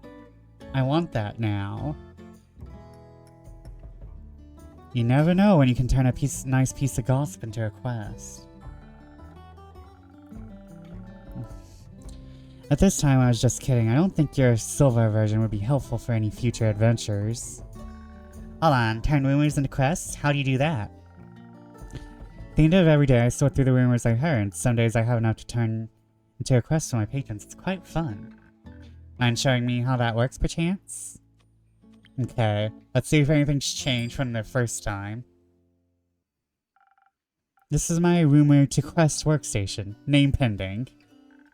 What's this little fella doing here? Oh, that's Slinky. They organized my journal and all I have the day's rumors at hands. Or at Tentacle, I guess. Gotta keep them away from Andu. They're very territorial when it comes to purple. The paladin who serve a god of the harvest and a sheaf for wheat is a holy symbol? Maybe. So I have 7 empty crest papers prepared? Exactly, that way I can easily group my rumors together. I can play out multiple quests at the same time. So I think might be where they go on the same quest paper. If they're nothing alike, I place them on different ones. How about the shell on the side? Sometimes I write down rumors that seem relevant at first, but eventually turn out to be useless. Why don't you just throw them away then? If I change my mind, I'll make a mistake. This way no snippets get lost. But Slinky and I like to keep things orderly. A little chaos never hurt anyone, right, Andu? Now as most as I had enough rumors to make a quest, and I had to take my time to put it fully together. You know what? Let's make a sample quest. I write down some example snippets. Let's add the first one to your parchment. Hello, Alexo. How are you tonight? Welcome in. What you doing today? Now I need to find all the rumor snippets that fit thematically with the first one and add them all together. Like this. This is how a finished quest paper would look like. Normally I add the proper description for the adventurers. For the sake of showing Rune, that's you how to create a quest. The short description will suffice. And that's how you make a quest. Obviously this is just a quick example. I have proper descriptions for the real deal. Let's attire this one. Are you enjoying some mooncrafting tonight, Lexo? Sometimes I can't even make multiple quests a day. Hold on, are you taking notes? Maybe. I'm just interested in how quests are made, that's all. Now you know the process, but I'll keep the actual quest making to myself. No spoilers. At all, I'm the tavern keeper and you're the adventurer. Fine, I'll accept your judgment. Come on, Andu, let's go to bed. Have a restful night. Now let's build a real quest.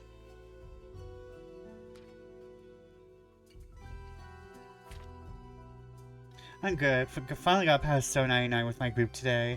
And I'm heading to B-Style Glam Post to free up a play for a new crafted game. I swear to god, we had gloom or damage down every floor. Oh no! You're having better luck than me though. I've been going in with randos, and I've had bad luck. One of the reasons we died was because of me. I'm not gonna lie. One of the floors was a wipe because of me and me alone. And that's why I immediately didn't go back, because I did not want to see those people.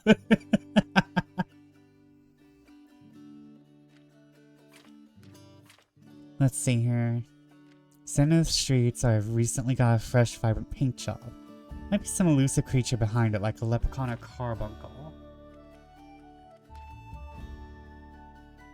The citizens of Zenith are being plagued by a strange series of theft. Hold on to your buttons and your honey, and check in on your scared kids. The boogeyman stole my socks! In the small town of Zenith, a young boy is being terrorized with sounds of thousands of feet and loud snores below his bed. Could this monster be summoned by nightmares caused by a series of strange thefts plaguing his neighbors? Decide to give the town a makeover by repainting its cobblestones in bright colors. Leprechaun, a carbuncle, or a very artistic button collector. Solve one mystery, get 2 free.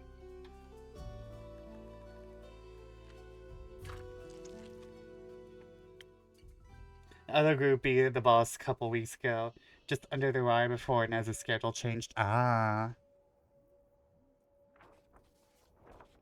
Oh, this is new. This is new, I think.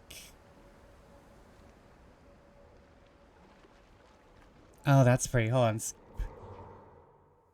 on. No! It went away before I screenshotted it.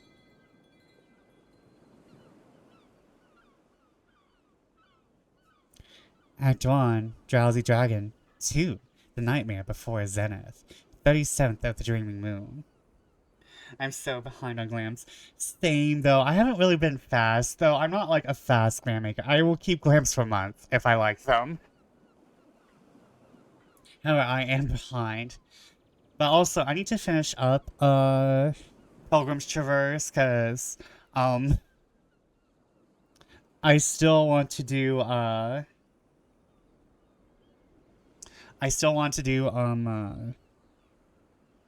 need to do more runs, because I want all the accessories to get them out. Also, those accessories are, like, the sickest accessories ever. Like, even though bracelets are useless, I kind of still want the bracelets even. But I still need, like, all 4. Like, still, I think I have the necklace. I know I have the earrings. I think I need either the other 3 or I just need the rings and the bracelets. But those earrings are so sick.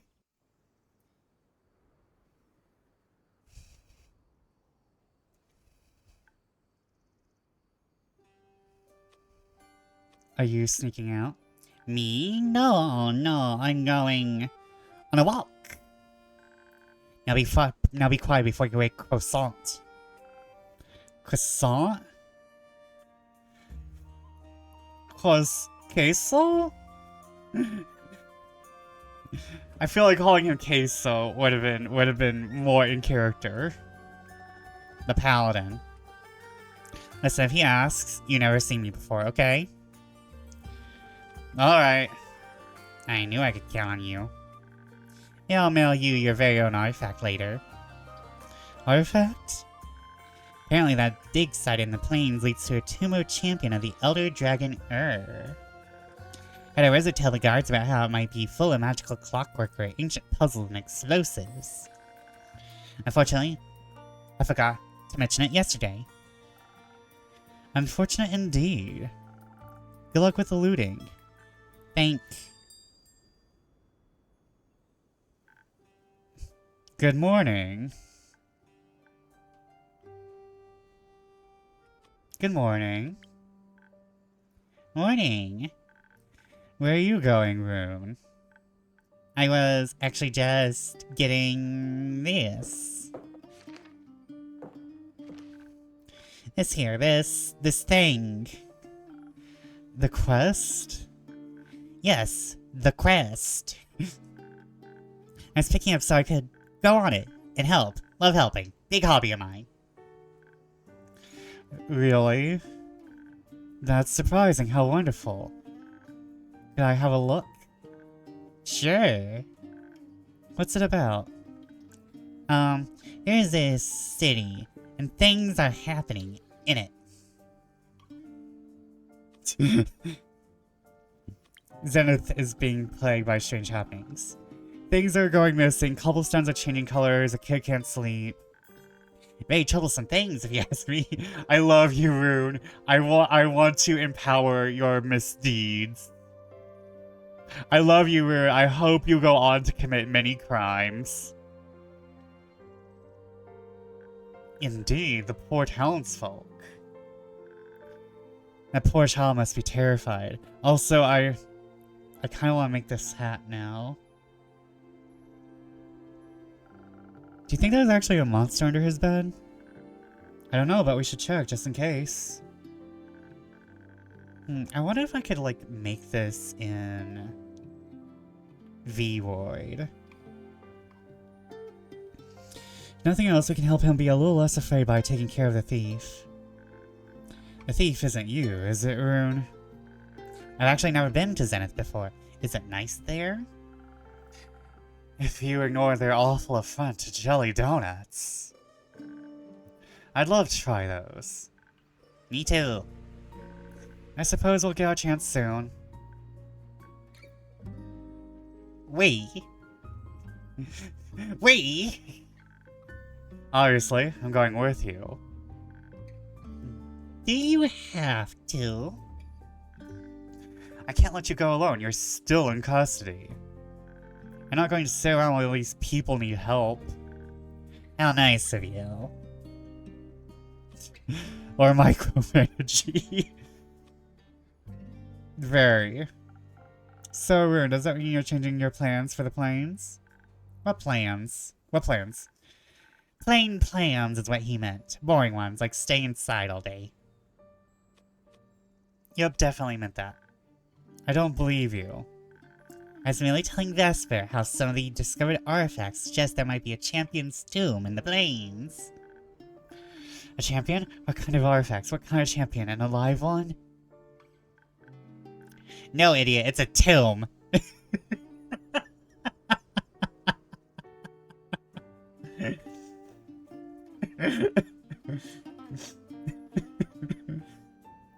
I just want to hear like a kathonk. Because I just imagining Rune being like, okay, you're too stupid now. Kathonk with the staff. It's a tomb.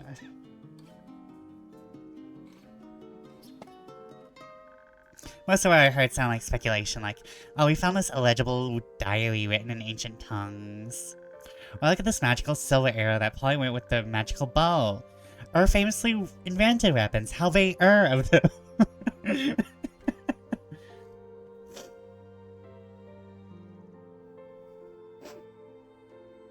Stop making a thing.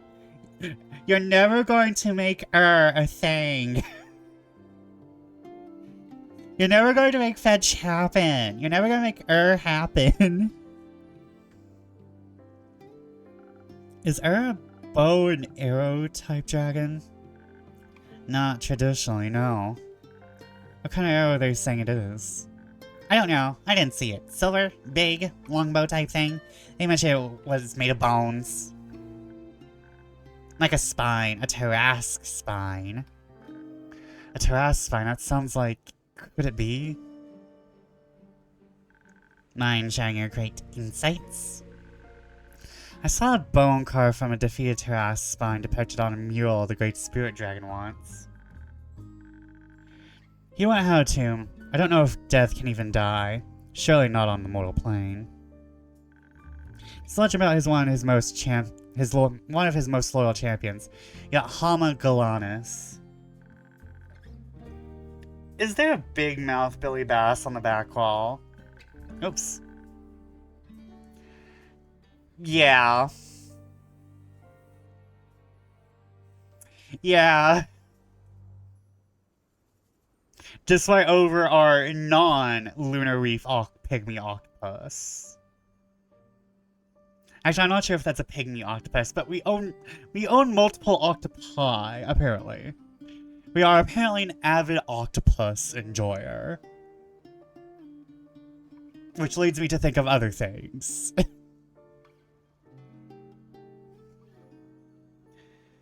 I think the ad break be starting soon.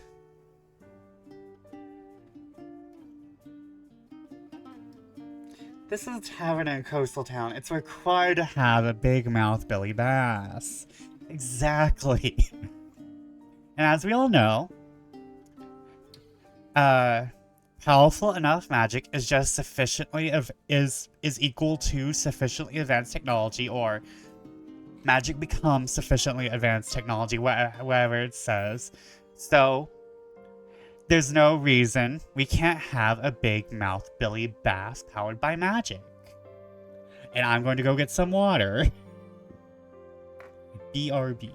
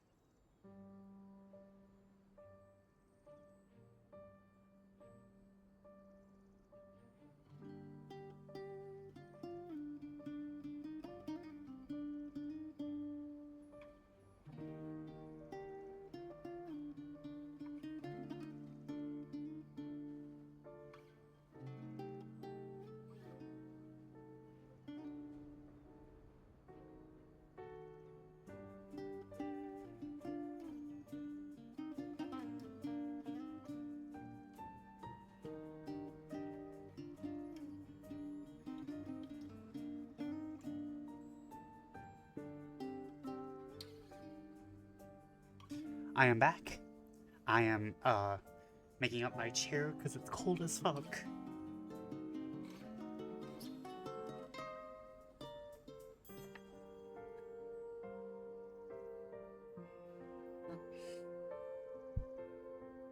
What have I come back to? They're singing... Oh. The Big Mouth Billy Bass.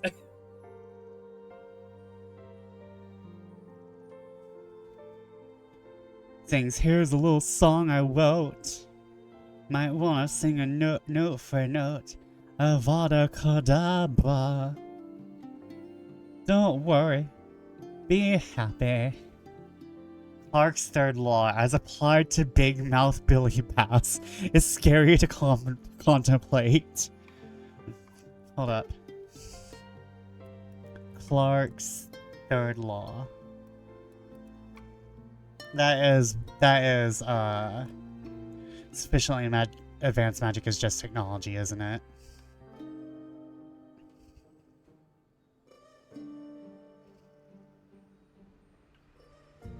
Or surfers would say, Avada Kedavra.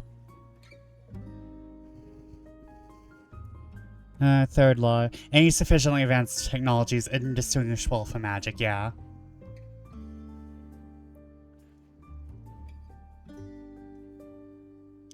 If technology is distinguishable from magic, it is insufficiently advanced. Okay.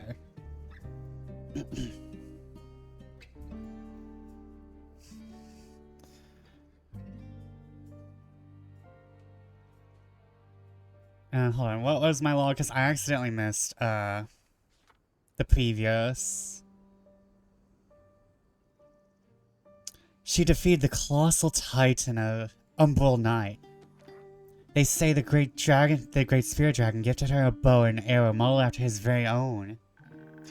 She accidentally struck her lover, Princess Madeira, with it during their first encounter. Actually, the weapon knew the two could only be separated in death. It's very, well, interesting. Perhaps it's her tomb, is what I'm saying. Yeah, Hama, the lady with the three-headed hound. Yes, that one. Cool. I mean, boring. Zenith sounds much more normal. I'm so glad we're going there instead. I always like the idea of magic technology unexplained by science. Or there's another way to say it. At least you are not very air. It's important to help where we can. Ooh, wait. Okay. So Yokohama and the Sai Plains will have to wait.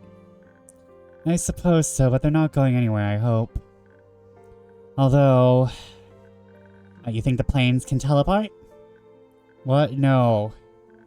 Yesterday I couldn't sleep, so I went outside to watch the stars. Had some merchants just passing through town.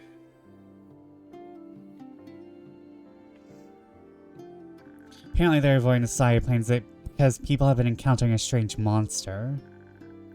I don't claim it's a dragon, but dragons would neither leave survivors nor have three heads. As far as we know.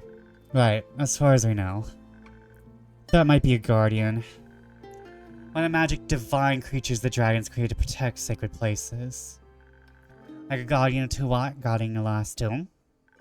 Perhaps. What kind of guardian do you think Tuat would have? Some sort of scavenger animal, I'd assume. I thought his familiar's mirror, at least. It's like a fish with razor-sharp teeth. If that's it, it could be a piranha. I bet it's translucent like a ghost. Oh, maybe. So do you always watch the stars when you can't sleep? Yes, don't you? No, seems like a waste of time. Not at all, it's quite calming to gaze up at Cassiopeia's feminine and ponder the meaning of everything. I always like the idea magic is technology. Ah, okay. Oh, I already read that, my bad. The meaning of everything? Destiny, fate, the past before us, who we are and who we could be, the stars know it all. It's 42, isn't it? It's 42. Were you raised this pretentious or did you get this way on your own? Bet your parents were breakfast, lunch, and dinner prayers kind of people. My parents aren't religious. They're chairs that at the Force Koos Institute of Postmodern Magecraft and Wizardry. And they were in need of a child like you to cover for the heathen ways. No, I chose this path for myself.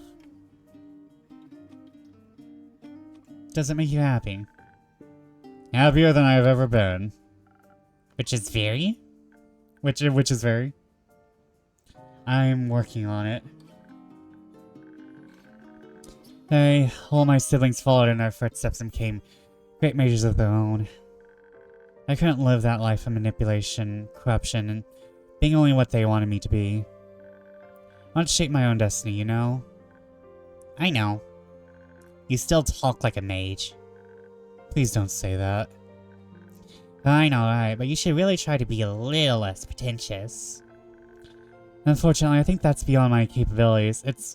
It'd be like asking you to be less sneaky. Ugh. I guess we'll just have to go our separate ways then. But the quest... right. So do we just take this parchment and then do our worst? You do, but before you go, I can offer you one of my magical drinks to aid you on your journey. Aid us? My drinks can enhance your abilities, making you even capable of even greater heroic feats. Stronger, faster, smarter, whatever you need, I can help with it. How do you do that? Is it a spell? Or Gaia's blessing? Trade secret, I'm afraid. I still can't believe there's a fantasy name in here that's basically Marianne. I think it's more Miriam. I think the pronunciation is closer to Miriam. Or Muriel.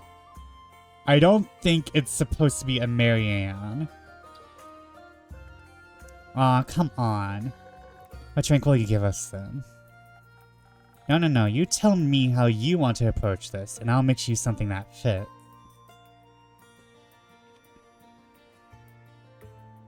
In return, I get to bend fate a little.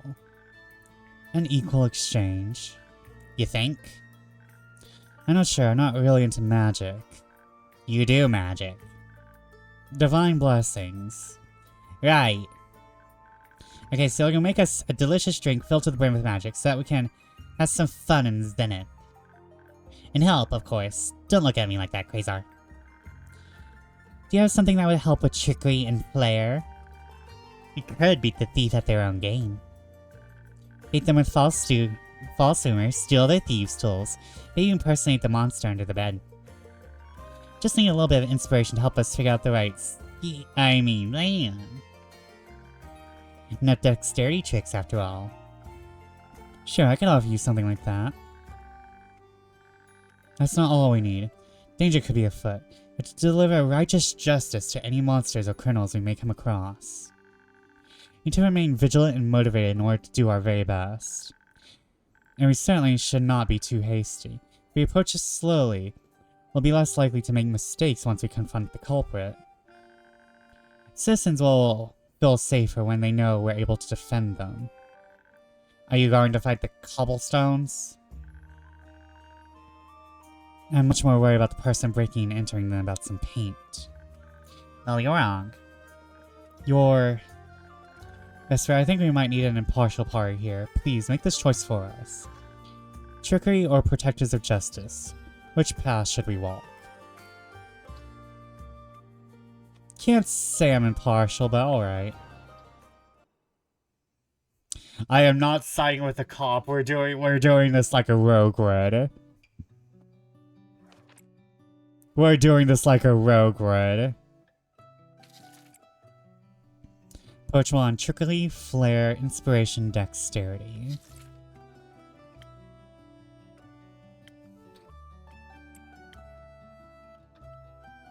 Courage, hope. Do I have... Trickery and flair?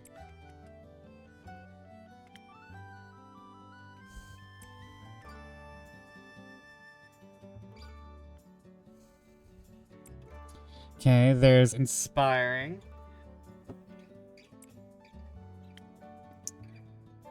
Any stress? Motivation?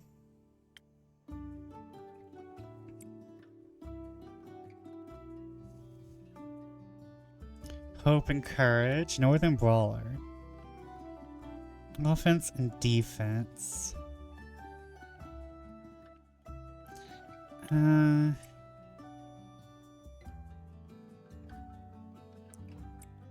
Does this one have dexterity? It has a little bit of dexterity. Trickery, Flair, Inspiration, Dexterity.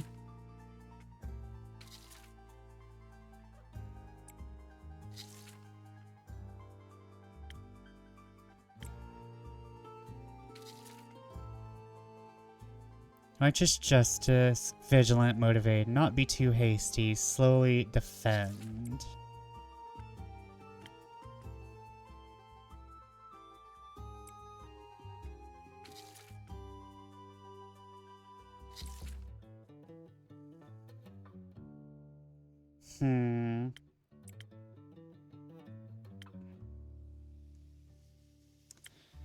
I kind of...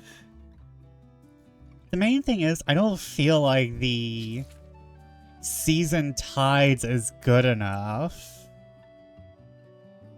Alright. Dexterity. Trickery, Flair. Inspiration.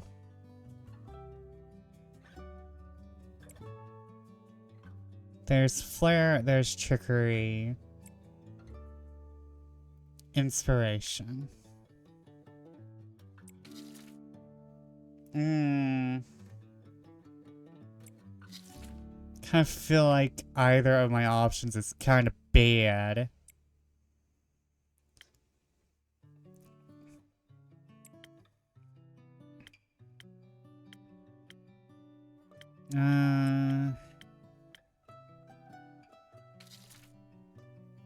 It's asking for inspiration before trickery, though, and flair, too.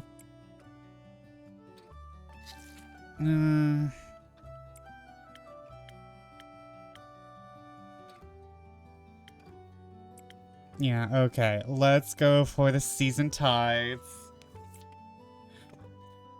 Please don't let these two fuckers die. I like Rune, at least. I like Rune, at least.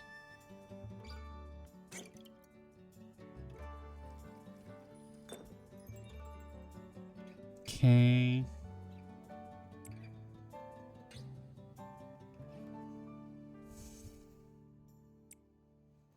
Which one of these just adds to my... Oh wait, I need...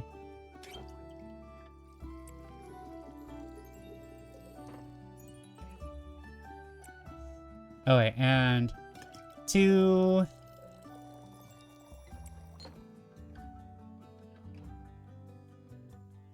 Oh. Oh, I went... Oh, I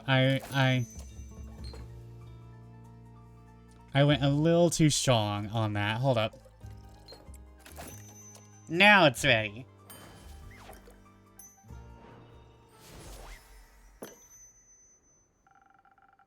I think a bit of fun and creativity will help cheer the townsfolk up.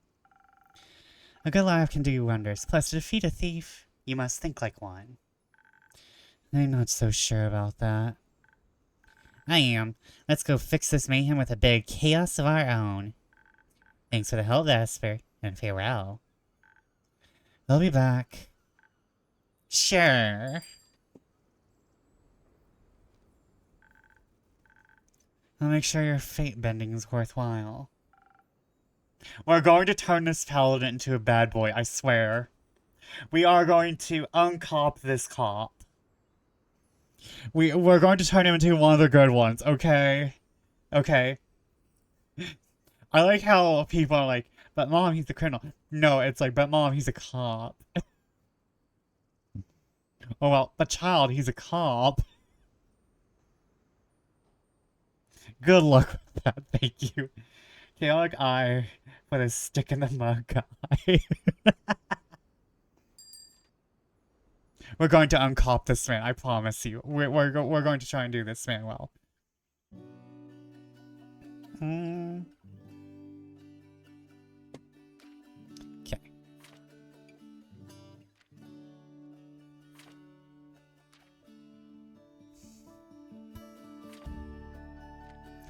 Is this not it? Is this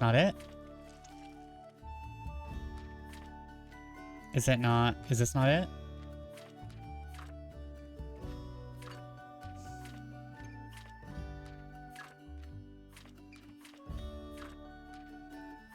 There we go. Neither one haunts the dust. Archaeological finds and plans have sparked an impromptu exhibition of its mysterious architecture. Could this be the tomb of Johanna Galanus, world's most royal champion? What grave goods did she depart with? Meanwhile, a dangerous creature haunts the plains. Witnesses describe it as a ghost, a guardian, a piranha, or all three. How are these discoveries connected? We're going to uncop this cop, I promise you guys. We're gonna try. Wait, it's a cheap. I just noticed the cheap. Leviathan and Cassiopeia.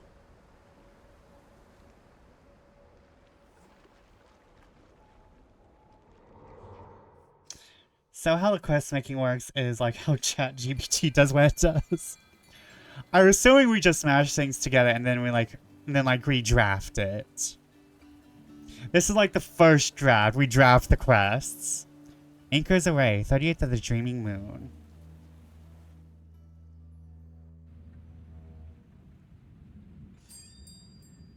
Oh, I don't think I've seen you. Oh. What a man, what a Michael man. I like that ring, right? Oh my god.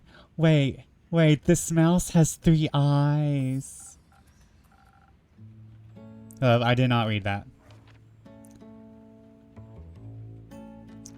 Hi there, Vespa. What's on the menu today? Still haven't started doing the daily specials, unfortunately. I love him. He's so cute. He's this big man, but he's cute. Look at him. He's full of joy. Still haven't started doing daily specials, unfortunately. Yeah, it's too bad. You should really think about it. Your patrons would love it. I'm thinking our Aegis is hoping that you are today's special. I mean, if that's what I want. That's too bad. You should really think about it. Your patrons would love it. Suppose we'll have to see about that. I'm keeping my hand on my computer because it's warm. But for now, how about the usual? I know you always need a refreshment after your shift. You know what? I would actually die for one of your creations right now. Figuratively, of course. My shift today was a literal nightmare. I said I wanted more exciting orders. I wasn't trying to manifest completely delusional ones from every know-it-all in town. Or out of town, for that matter. Imagine, today someone ordered creme brulee with a shrimp scampi core. The fuck, my man?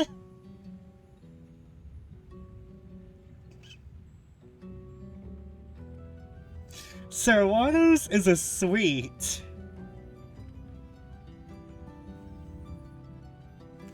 I mean, like, I can imagine it, but not in like, I think if it's not a creme brulee, that's just like, what, like, I can imagine like a savory creme brulee, but I'm not sure if a savory creme brulee has a name. It'd be worth a shot. Once. We don't even serve creme brulee. And still, I had to make it work somehow because out the squeaky lobster, the customer is always right. Needless to say, it was a mess. Seems like you're in dire need of a very refreshing drink. It's called Incorrect. You guessed it. I've been fantasizing about the taste of one of your potions for countless hours today. To to hot, was it? Faint notes of cotton candy and some exotic food I've never tried. Also can never quite place my finger on. A drink like that would refill my social barrier in no time. Fret not, Vesper to the rescue. Alright. Aegis requested a drink with a specific ingredient. What was it again? Let me check my log real quick. Ah, that's right. He wanted a drink with Tahat. See which drink I can concoct with it. Tahat. Food. Of course he wants the one that looks like Aphrodite.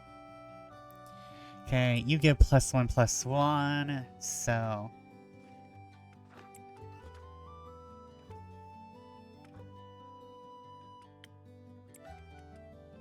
You can make a Voyager's Dream or a Northern Brawler.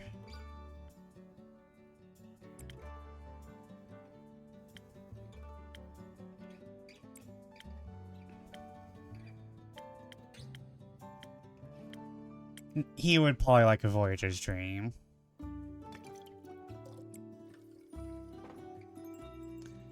Okay. Oh no, the Voyager's Dream is the Swift Strike of the last game. Oh no. Actually, what is your... Okay, you are he, him, you are a bard. Okay, I wasn't thinking bard. So he wants a Red Bull.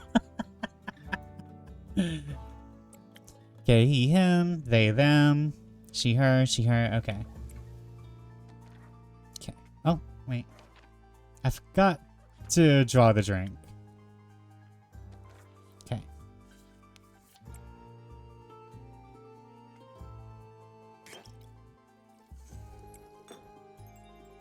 Actually, hold up, wait.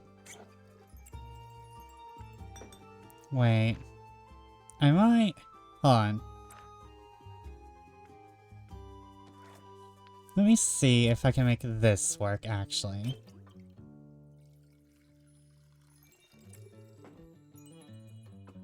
Okay. Which one of you subtracts?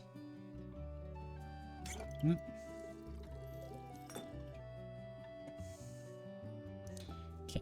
Do I have anything that subtracts from the...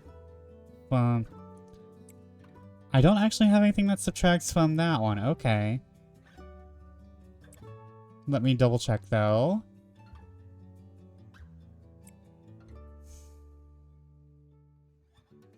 No, I do not have anything that subtracts from the second one. Okay. Okay, so it has to be a dream. Has to be a Galaxy Voyager. Is that Rune's Eye? He's a bard, tender. Okay. Let me make the Voyager's Dream then.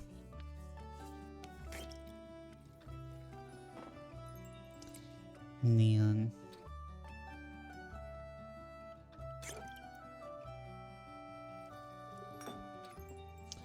Then I have two. Where is my charisma bottle? Well, where's my dexterity bottle? That's a dexterity bottle. Where is my dexterity bottle? Okay. Add to add. Oh, wait. That's not what I wanted. My bad. This is what I wanted. And then one of you.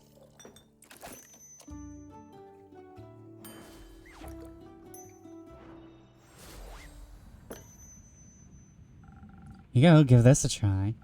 Oh, thank you. Oh. Am I taking some artistic liberties with your drink? Oh no. I can tell. It's never too late for a culinary class, you know. Might be able to even get you a discount. Thanks either way. I like the faint note of spoon drift. Reminds me, I got something for you. I think this will level up your drinks for sure. It's Dubé, a A special ingredient I always store in my kitchen. Listen, you just asked for fucking Taha. That's all you wanted. I don't have any fucking things.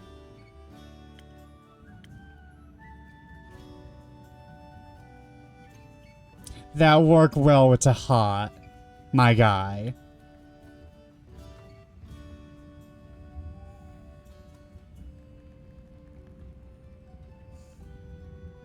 This is the suffering you inflicted upon your damn self. There's something I thought I hear talking to the guy making my alcohol.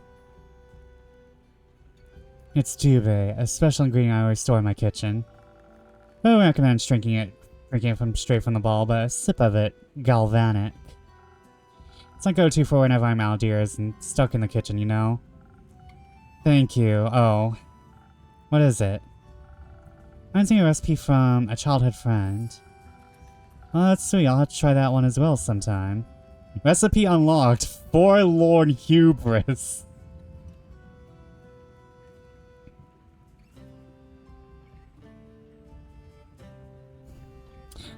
Ah. No, wait. This probably wouldn't have worked.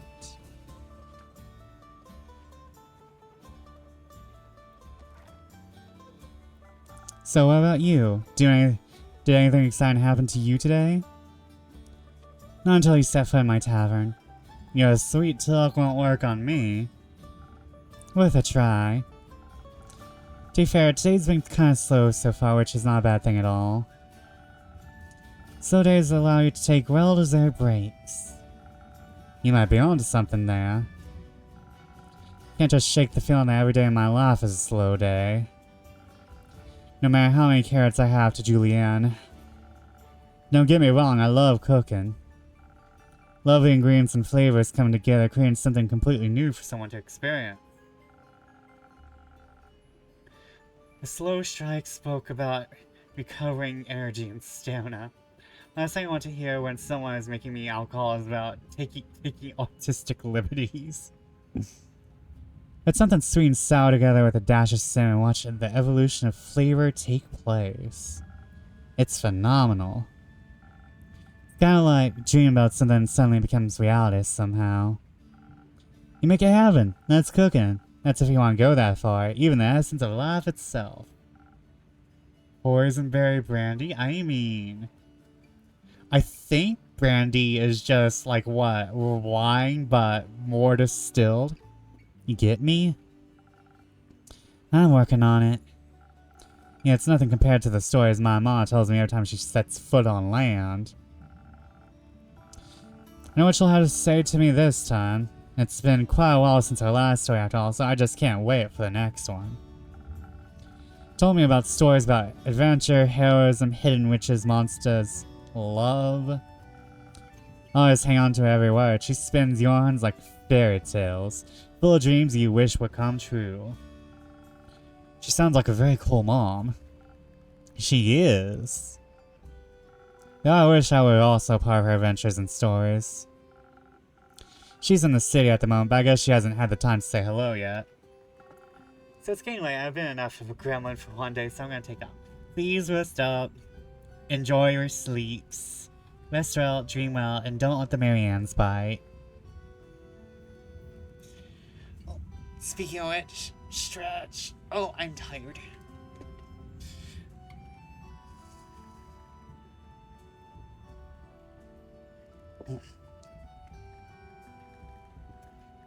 Good night, RX. Being an adventurer must be tough. You know, someday I'd just like to be someone, I guess. Like someone people remember. Someone who goes on the wildest adventures and changes the world, leaves their mark, all of that. Wooshu wooshu.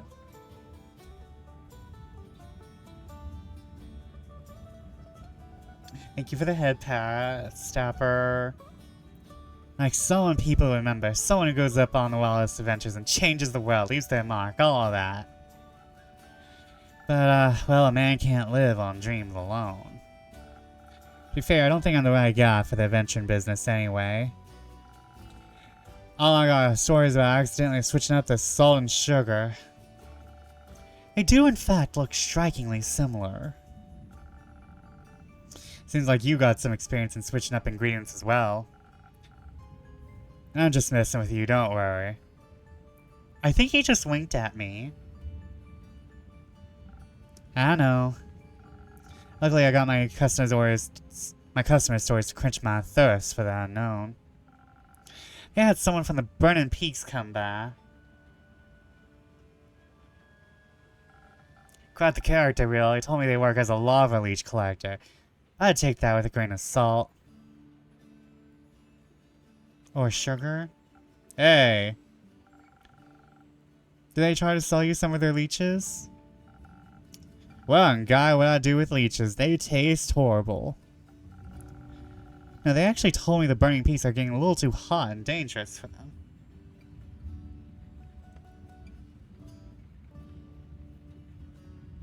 Made me think of that meme I saw for some reason. My patient monitors were beeping loudly, so I unplugged them. Now they're sleeping peacefully.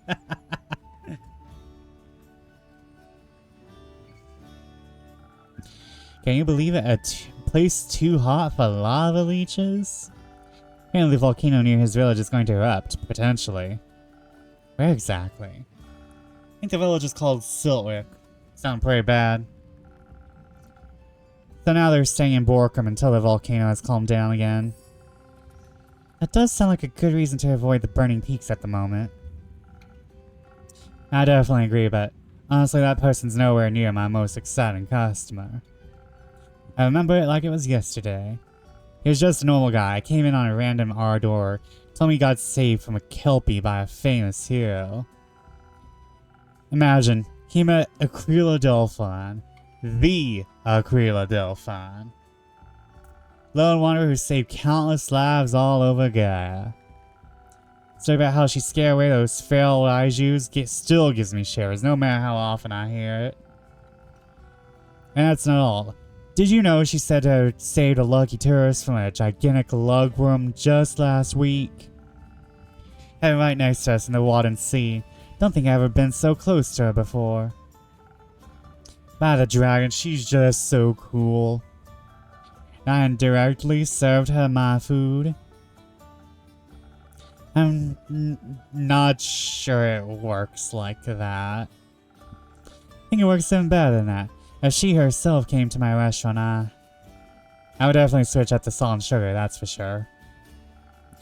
I think of all the stories she could tell. Do you by any chance think she could use an intern? You can always try and apply. It's a nice thought, but I don't know if I'm really made for adventuring. What about a bit of adventuring on the side? Cook by day, adventure by night. Or something like that.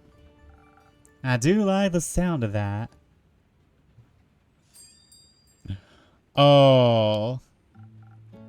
Ahoy, sailor. Ahoy. Who might ye be? I'm Kia. Kia Vinca. Vinca like the flower, you know. Or the Spring Court Band. Or my great-grandma. Call me Kia, or Vin, or Vikia, or whatever you want, really. Nice to meet you, Kia. I'm Vesper, and this is Aegeus, one of my regulars. Ahoy! Oh, cool. As cool as the fish you have on your wall. Oh my god, it's actually mentioned. The big mouth Billy Bass is actually mentioned. The big mouth Billy Bass has been acknowledged. It has been perceived. Can it sing? Yes, beautifully even. Oh, I think I'm a fan. I think I'm a fan already. What accents am I doing? What the fuck is these? I'll tell it first thing when it wakes up. By the way, this is absolutely lovely little tavern. Why is she slipping between Russian and Southern? A cattywampus roof, the crooked panels, the little gaps where light shines through. Love. Oh, yeah, wait, hold on. Southern's the way to go. Love the cozy feeling. Devs, let us click on the fish so it can sing. What do I spy with my little eye over there? That'll be a quest I collect. I can see that. A champion of 2 watts hidden tomb. Just what I was looking for. It's like fate brought me here. Tavern keeper, are we perhaps, star-crossed? Star-crossed. Whatever, I'll workshop the name later. Are you a worshipper of Tua? Me, by chasm, no. But I need a gift. From my best friend, you know? He's Kane, I mean. That's his name, by the way. He's so lovely. Huge heart, numerous cursed swords, incredible quark balls recipe.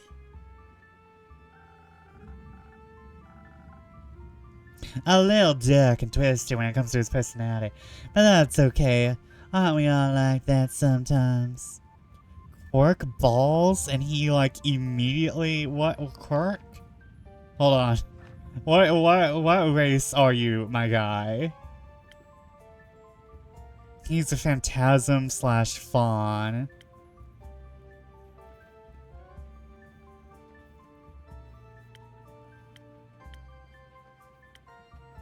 She's from Avalon. Oh, hold on. What star signs does everyone got?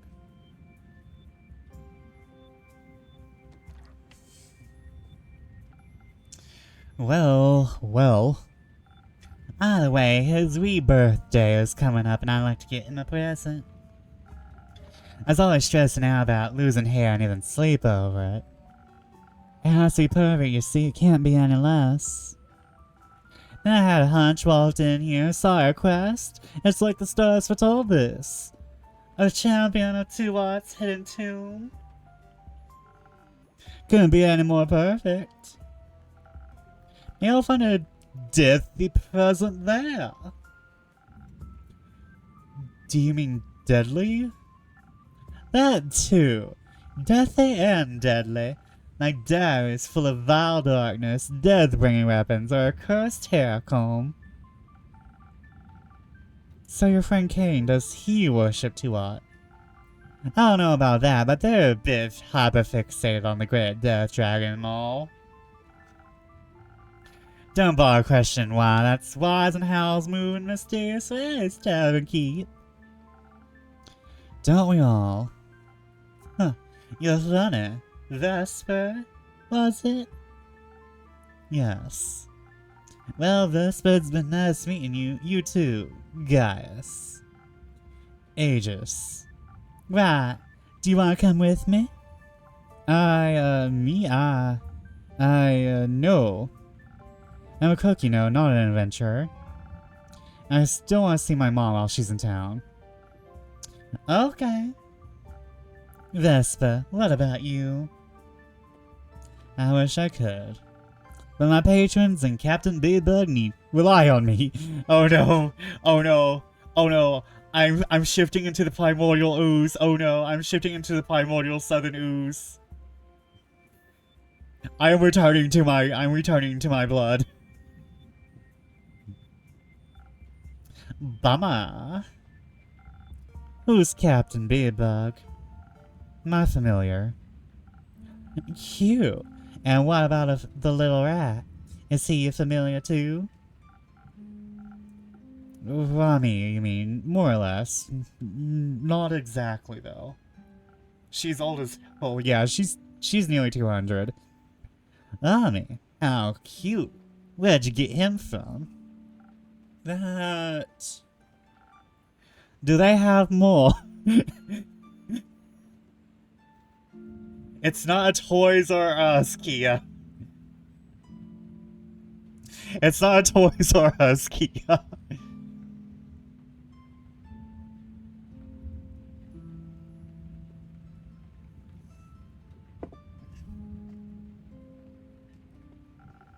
Rami isn't exactly from this world. Where's he from, then? See, with Rami, I didn't exactly get him anywhere. Here, I got him out of my dreams. Like literally? Ain't no way. Yes, Lily, it's kind of... how can I say this? I can pull things straight out of folks' dreams. Like their lost childhood toys or favorite dishes. Anything they dream of. At least in theory.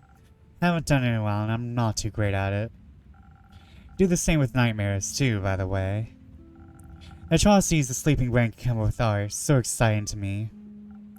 Oh, you're starting to get all dark and twisty now too, Dream Man.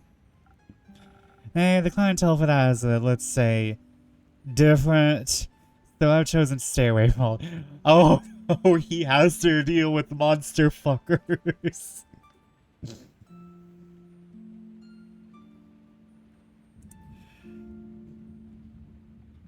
Not the devs acknowledging the monster fuckers. Thank you, devs. I feel seen. Thank you, devs. I feel seen. I have been represented, even if negatively.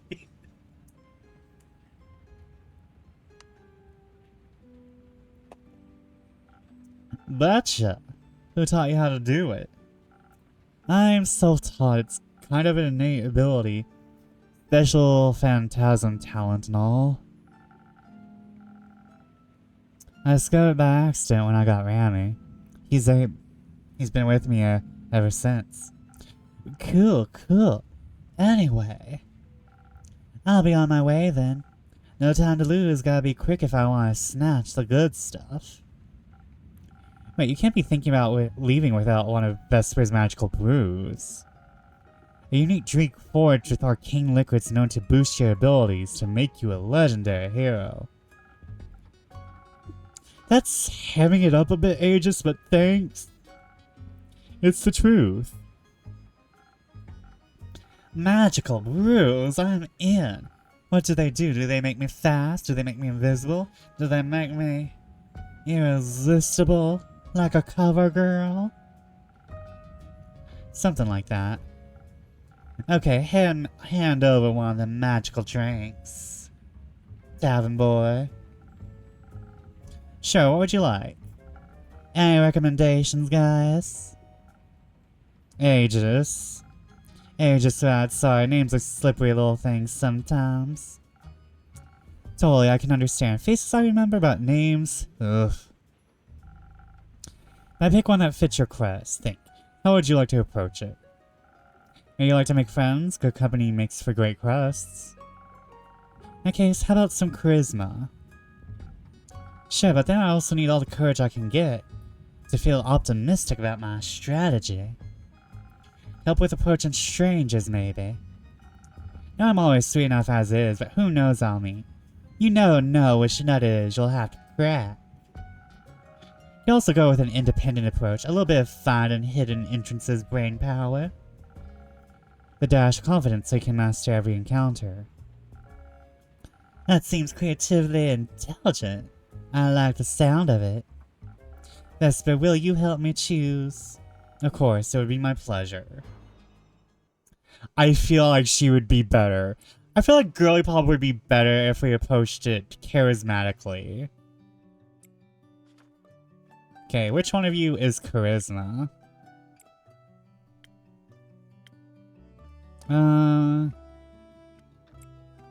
Nautical charm.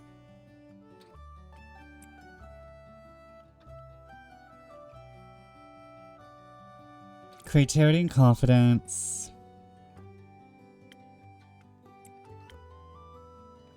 Okay, hold on. Independent approach, make friends, some charisma, all the courage, feel optimistic. Okay, courage.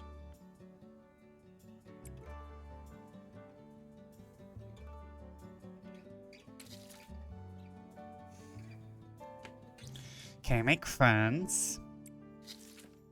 Motivates.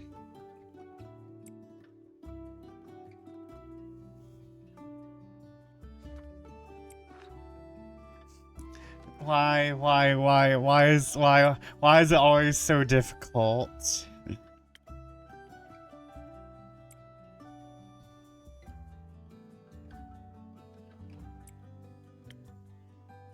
Okay, hope, harmony and courage. Okay, inspiring message in a bottle. Crewmates with no alcohol charm. Spice is good luck. Doesn't give courage though. Energy, courage. Some charisma. Not like a lot of charisma. All the courage. Feel optimistic. Yeah, she doesn't need dex either way, I think. I feel like approach 1 is very difficult, so we will do the Northern Brawler, I think, I hope.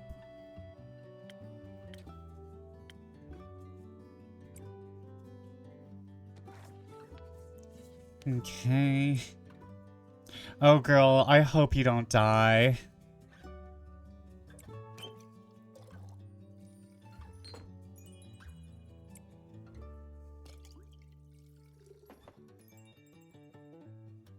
Girl, I hope you don't die. I like you.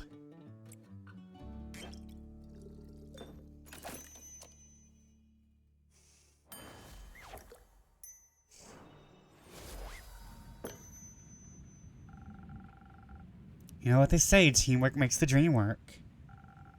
I can't wait to make new friends. What kind of songs archaeologists like to sing? Rock, maybe?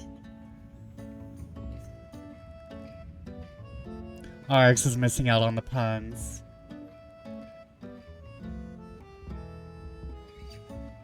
RX is missing out on the pungent. They might be into anything that makes them melancholic about the human experience.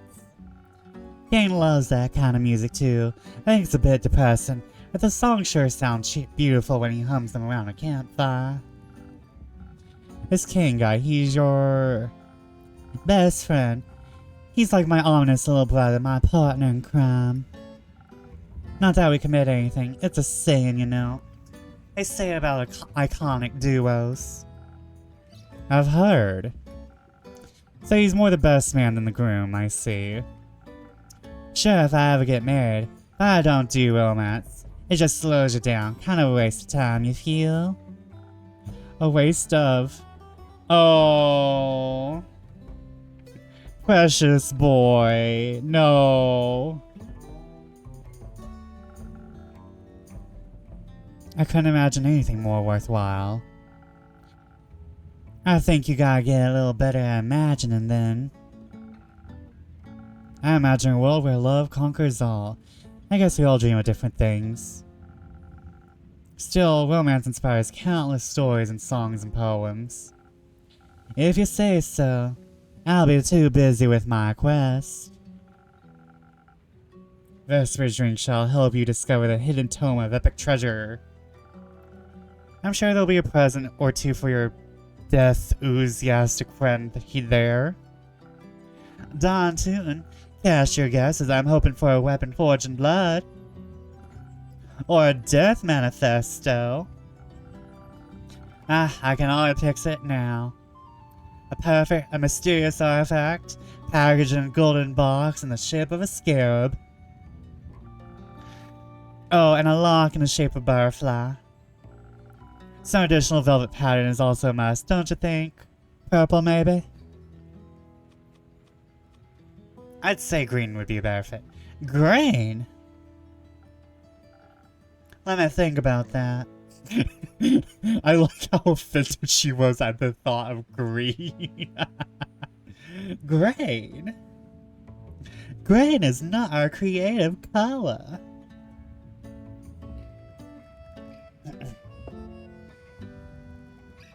That's a throwback, honey. I just don't want him to be disappointed by my gift. I'm sure he'd love it regardless. If it comes from the heart, he'll hardly be disappointed. The gesture is what counts, as well as the amount of love you put in. Now, since you already put a lot of that into thought alone, your friend will feel the same way. Hey, once you're back, I can pull the box of your dreams out of your dreams. Aw, you really do that for me, guys? Ages, but yes. You can imagine it, I can get it out of your dreams. Sweet, let's figure out when I'm back, cause I'm fixing to head to the plans right about now. Of course, you can find me at the Squeaky Lobster. It's helpful to know the size of the present before we get to the box. Bless your heart. Oh, she is southern. Alright then, Vespa, guys. I'll see myself out. I think you'll get a good story out of this one. I'm counting on it. So about that fish. I never heard it sing. It's shy.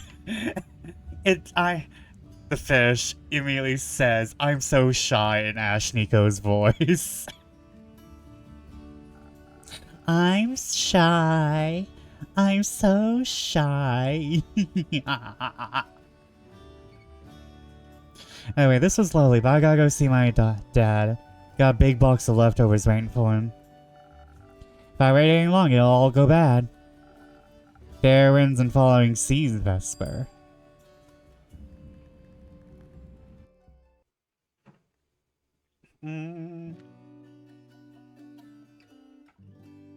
Visiting lava leech collector fears the burning peaks might quite literally live up to the name and burn Saltwick to the ground. Okay, we'll just put all y'all in the shell of uselessness. To be shunned with thee. Shunning. I love the little otter constellation.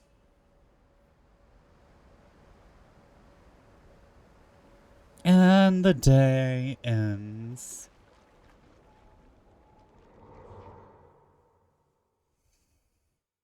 Okay, who's the next fuckers we get to meet? Who is the next trauma? Act 1, the Drowsy Dragon. The Secret Mirage. 45th? 41st? 41th. Oh, 40... No, that would be the 41st. Hold up. 41th. The 41th of the Dream Room.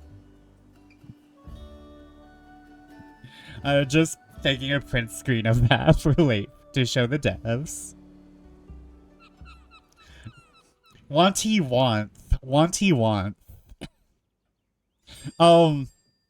Excuse me?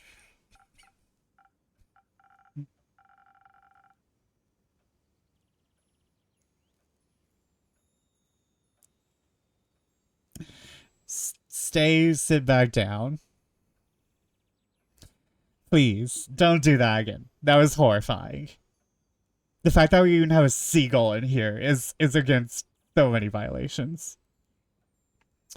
Howdy, Mr. Fish. Oh, how I missed ya. You gotta tell me all about your adventures while I was gone. And hello to you too, Vespa.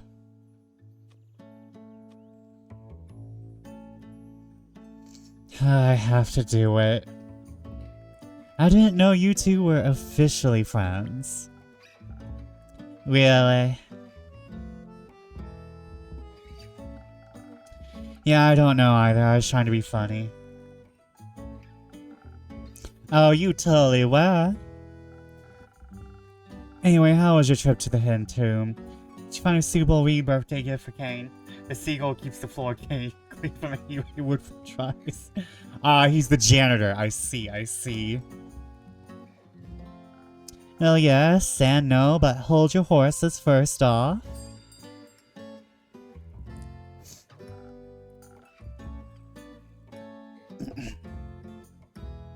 Check it out. I made a new friend. Another one.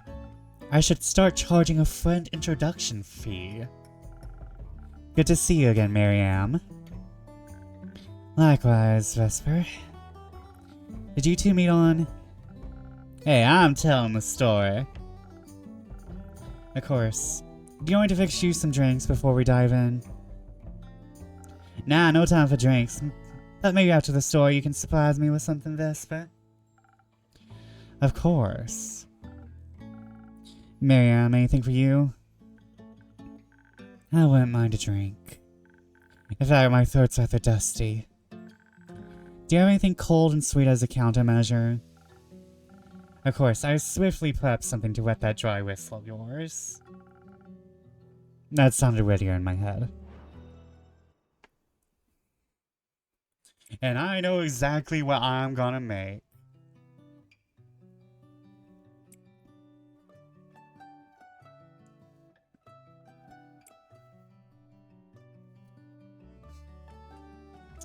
Draw the recipe. Also, we have ads soon, so I'm just gonna take a momento, por favor. Oh, no momento, por favor. Also, I'm cold as fuck, guys.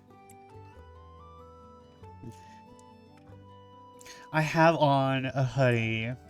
It's unzipped, but I still have it on. And I have 2 blankets. Well, not 2 blankets. I basically have 1 whole blanket made from 2 blankets, cause like I'm like using one as the foundation for my chair to like sit on, and then I have the other one hovering up my legs mostly.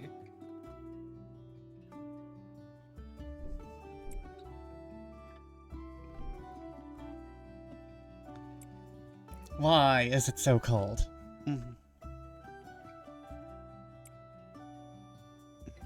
Thank you for the head pats, Breakos. May they warm me.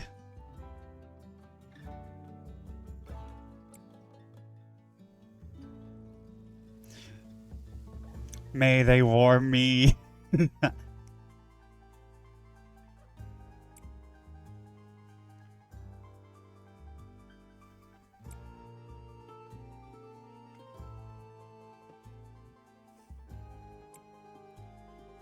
Okay.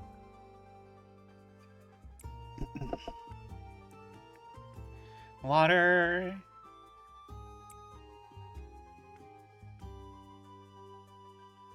And now I'm looking at Discordo. My god, I am freezing. I'm not freezing, however, I'm feeling like... Oh no, that is not what I want. Like, I don't know. I'm not like cold, but I'm feeling the effects of it, if that makes sense.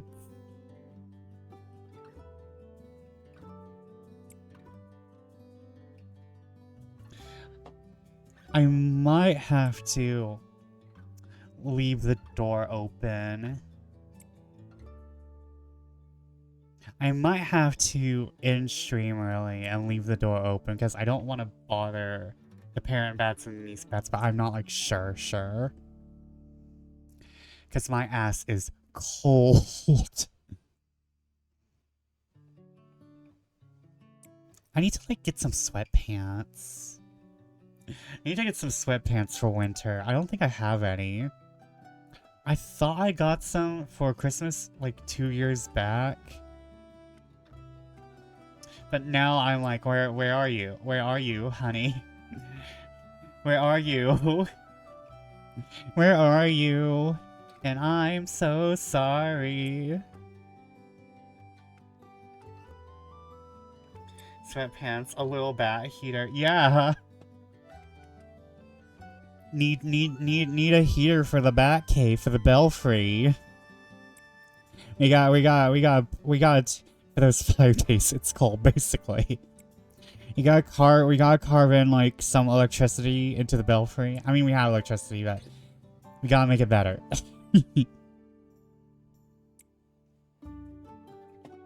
Oh, I'm getting pings in this Discord.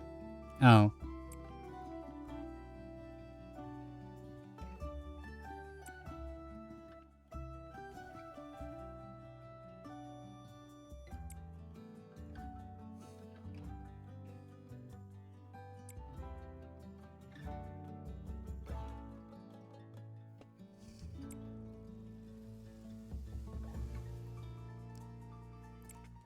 I'm just, blue sky. Man, my computer's so warm right now.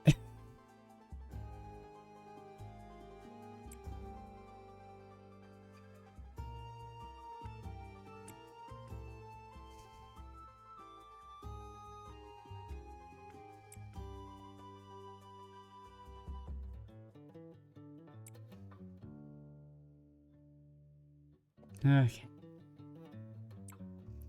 Okay, we're back. We're back. We're back. I don't have sweatpants anymore. I should see about getting or making some. Right now, I just have my old sweat skirt that I made and it's wearing out. Ooh, wait, how warm would, like, knitted sweatpants be? Although that might be a texture issue. That might be a texture nightmare for me. That might be a texture nightmare, not gonna lie. Depends on the yarn, yeah.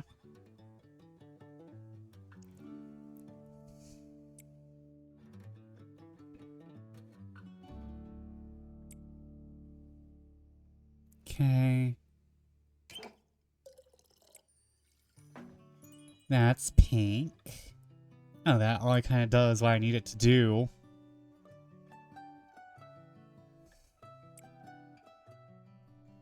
Okay, hold up. Which one of these? That does not do what I need it to do. Actually, nope, hold on. Put it into the bucket.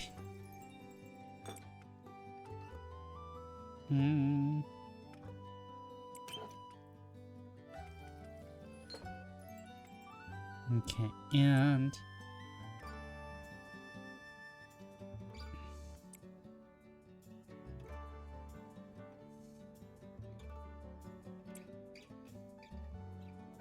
Actually, hold up.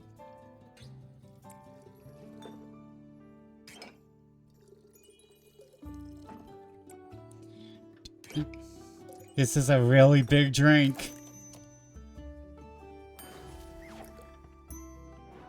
I would probably need, like, a smooth yarn, because, like, the normal texture I associate with yarn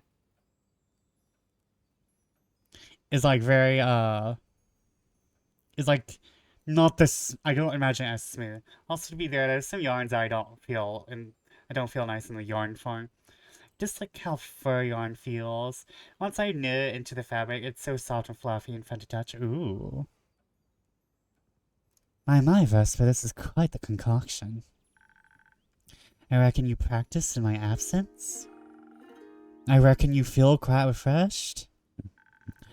I've felt this refreshed since last time I left your tavern. That's 2 compliments in 1. Don't push your luck. Okie dokie, everyone ready? Set the scene. Set the scene. Me, Kia, adventurous, cute, charismatic, team player. And Rhea, badass. Please don't call me that. Okay, Grumpy Pants. Trying to come up with a good nickname for Marianne, but she's so picky. If you just told me your first name, I'd find a much better nickname, you know? First names are very precious to Maida. They only share them with their closest kin. Ugh, fine. May will do for now, then. Fine.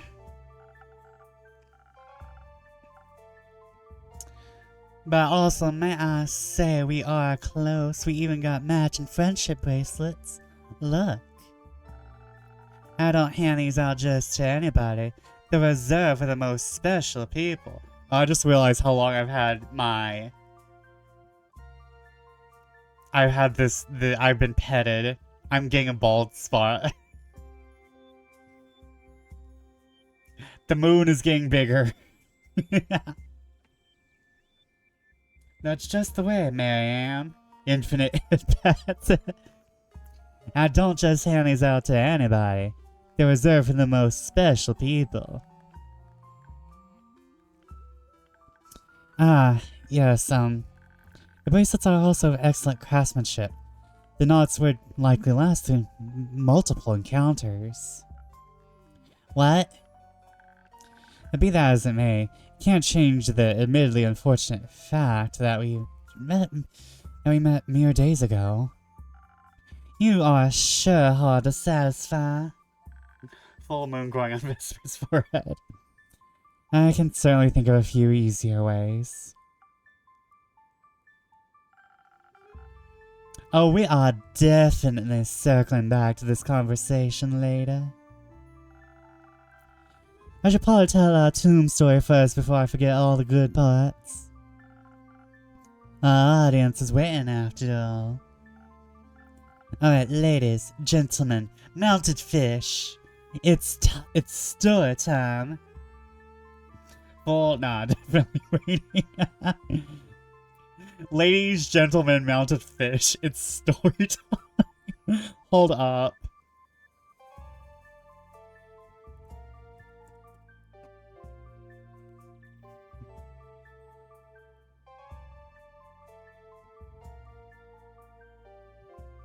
Of how I'm starting all stories from the future.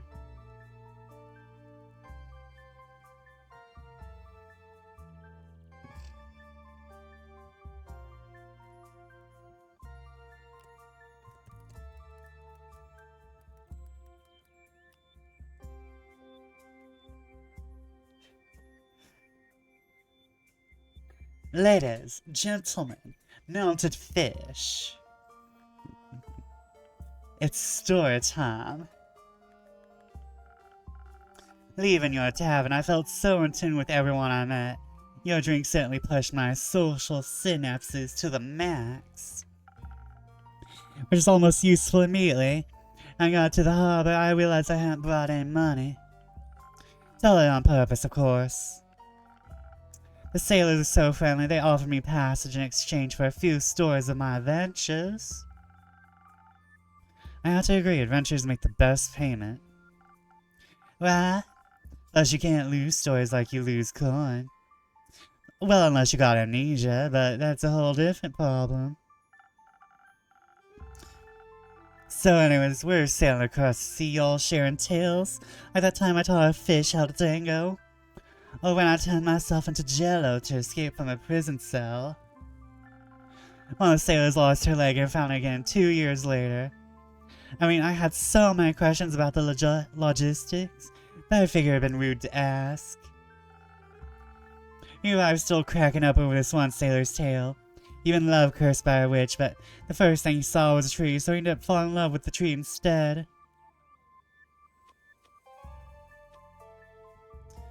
Oh no. Is this canon? Is this what I'm doing for the rest of the playthrough? Is this what I'm doing when I buy the game? Sounds like he barked up the right tree. I can't handle this. Your jokes walk a really thin line between genius and aggressively dad. Although you're right in a way. You had a beautiful relationship for 15 years with all the ups and downs that life has to offer. Vesper's on the other side of the joke now. I get to make them now. I'm the dad joker. In the end, the tree wanted to explore new things and the sailor understood. I totally get that. Better to leave on a high note, I always say. Same with our trip, actually. No tearful goodbyes when we reached port. I just made sure to keep it good vibes only. So I sat into the great Sierra Plains. Honestly, the sheer size of the steppe was amazing. Felt like the horizon just never ended. Unfortunately, my feet soon felt the same way. The sun beating down was hotter than blue blazes. I started wishing I bought a sunbrella. Just when I thought I had totally lost, I spotted several set of tracks. Now you might be wondering why that's relevant. And I'd be wondering the same thing. But when for the type of tracks. You're supposed to ask me what type of tracks. What type of tracks? If you poured your drinks as slow as you catch my hints, you'd be out of a job and I'd still be thirsty. Ouch. You are forgiven. As for the tracks, they were hooves. Such a relief. Perhaps I wouldn't have to conquer the track on foot and alone after all. Naturally, I followed them and found an entire merchant caravan chilling in a grove of small trees. So I marched right up to them and went, "Hiya, I'm Kiara." Smooth. Yeah, worked like a charm. I asked them where they were going and get this, the route was taking them right past the tomb. Can you believe that? I can't tell if you're incredibly lucky or secretly a master strategist. Hey, don't sell yourself short. Your drink clearly gave me magical opportunities, sense, and powers. But here's the best part. I lended a spare mountain archaeologist who was going to study the tomb. He was kind enough to share with me. First thing we did was create rhyming intros for everyone. His name was Corvang, so he'd go, "What's up, gang? This is Corvang." Then I filled him in on my mission to find the perfect birthday present for Kane. I'm afraid, once she finishes talking, I'm never going to stop sounding like this. I have one fear, and it's sounding like my heritage. Guys, you have to keep me from becoming Blanche Devereaux even more. Guys, you have to keep me from going down this path. Too late. Corvang was convinced the tomb would be loaded with treasure. He called it his dream project and got all animated about it. Honestly, it was adorable. Too late. Oops. Nothing I can do. The factory reset has been broken. You cannot fix the bat. Sounds like to me you found a kindred spirit. Guilty as charged, the whole route was a bit of an enthusiasm contest. At the time the sun was sinking close to the horizon, you started seeing this oddly symmetrical shape in the distance. We knew it had to be the tomb. And I kid you not, that's when things got super weird. How so? The tomb shape on the horizon was constantly changing. That was probably a mirage. You're a mirage! So an optical illusion caused by light rays bending through layers of air at different temperatures? Yes.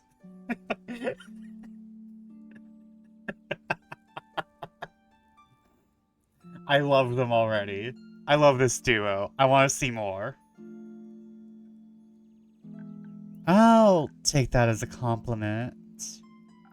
As you should, you little mirage, you. I'll take that as a compliment. You little mirage, you.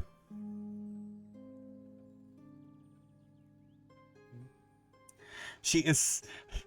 I'm now imagining the entire Fae Spring Court being Southerners who do this shit.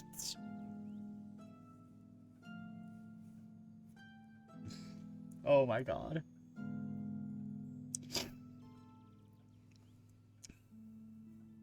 Well, we figured it was Paula's sign that we need to rest up after traveling through all that heat.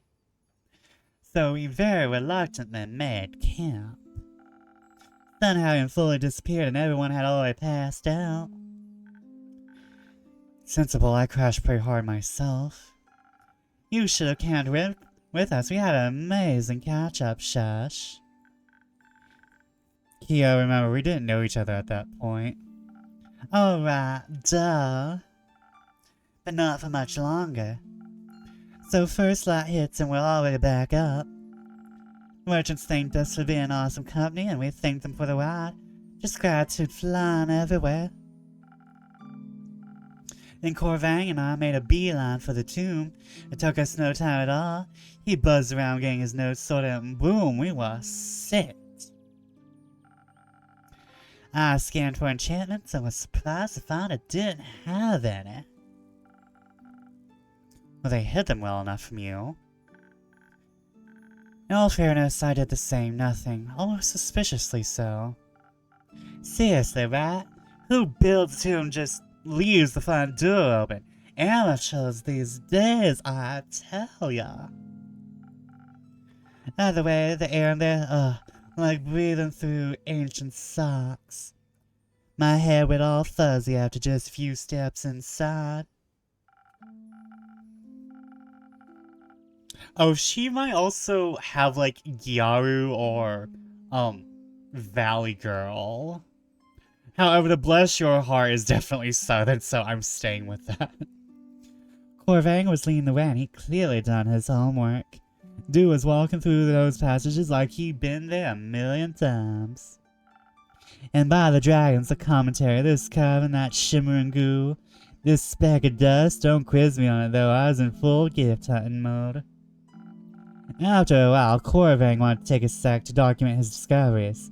I took that as my cue to keep exploring solo. And luckily for me, Corvang even pointed me towards the main prize. The tomb of Yahama 2 Arts legendary champion. That's it. The second Corvang wasn't there to guide me. I was wandering around that maze like a lost puppy. And I swear, whenever I look back, the path behind me, I change. What do you mean? It's hard to explain. It felt like someone's redrawn it from an old memory. Fascinating. Yeah, you could say that. Took me forever before I finally stumbled across the tomb. It's super creepy, which was to be expected. I found it beautiful, all that symmetry, those gorgeous archways. There's something meditative about. Well, it's so unoriginal. Death-themed? Fine, but must every wall be bones? It felt like they used a tomb decorator template. And the goo was definitely a bit much. And you don't usually see fish bones decorating tomb walls. Shh, not fun to Mr. Fish.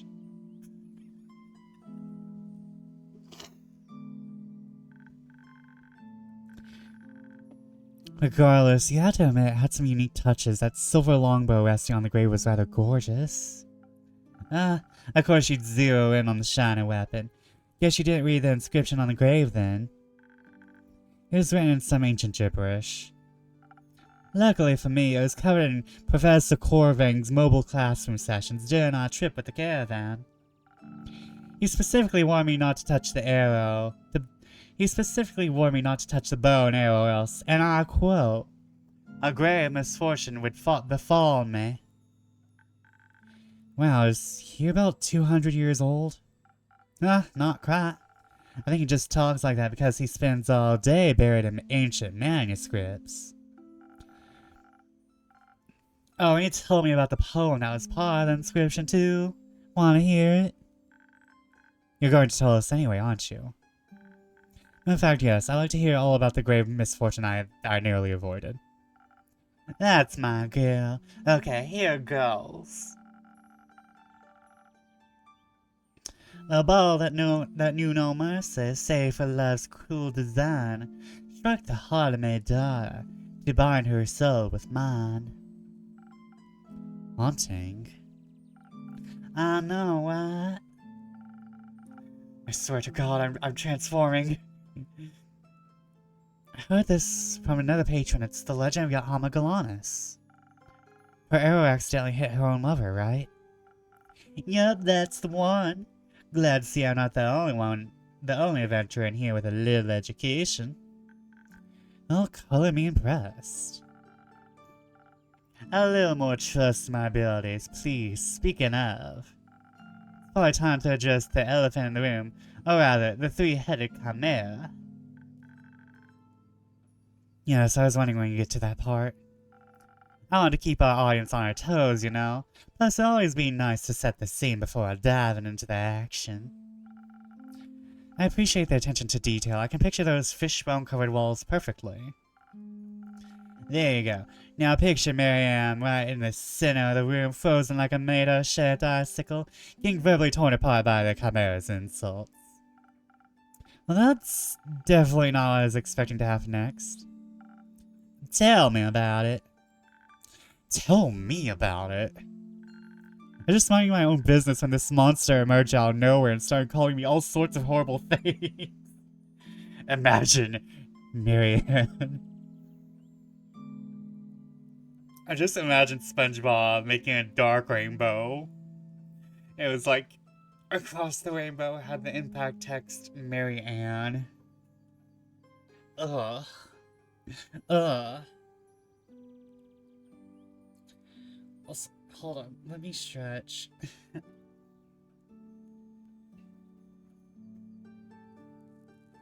Hold on.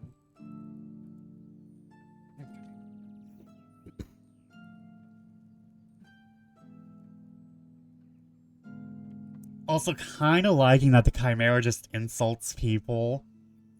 Usually Chimera are like, number one boss enemy you first encounter, but here it's like, oh, it's the Sphinx. It's the Sphinx. I was just minding my own business when this monster emerged out of nowhere and started calling me all sorts of horrible things. Hey, don't call it a monster, it's just protecting the treasure. You must have grabbed something you weren't supposed to.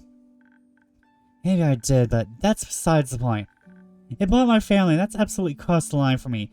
Had you not intervened, I would have... Good thing I intervened. Not gonna lie, the whole angry insult thing was not meshing with the let's all be friends vibe I've been rocking during the trip. I'm trying to be all cheerful and diffuse situation, but nope, completely ignored. Now, despite Mary reaching for a glaive, I knew I'd do something quick. Had nothing, so I blurted out, "Hiya, I'm Kaya."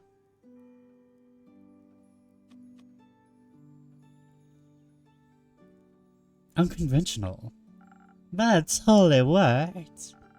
They were both completely stunned, just staring at me. Stunned, I say, stunned. Stunned is the only way I can describe to say how stunned they truly were. I figured I had to roll with it, so I was like, "What's your name?" There's this long pause where it was just looking at me. Like I was crazy, then I actually answered. Gishomezo Cholonomica. Gishomezo Cholonomica. It's a little mouthful, I know. Turns out each had wanted a different name, so they just smushed them all into one. I nicknamed it Gishi. Of course you did. And it didn't seem to mind once Gishi told me its name. I could tell it was starting to soften up a bit.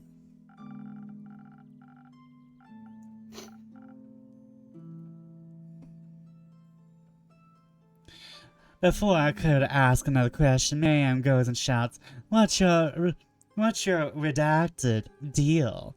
Direct quote, by the way. Well, yeah, I wasn't exactly in the mood for pleasantries after I received the exact opposite. Fair enough, and ironically that worked too. Guess she told you for trying to take its treasure. Had an open and diffused situation with some good old diplomacy. Easier said than done, though. Just bringing a crucial bit of detail here, the three heads couldn't agree on anything.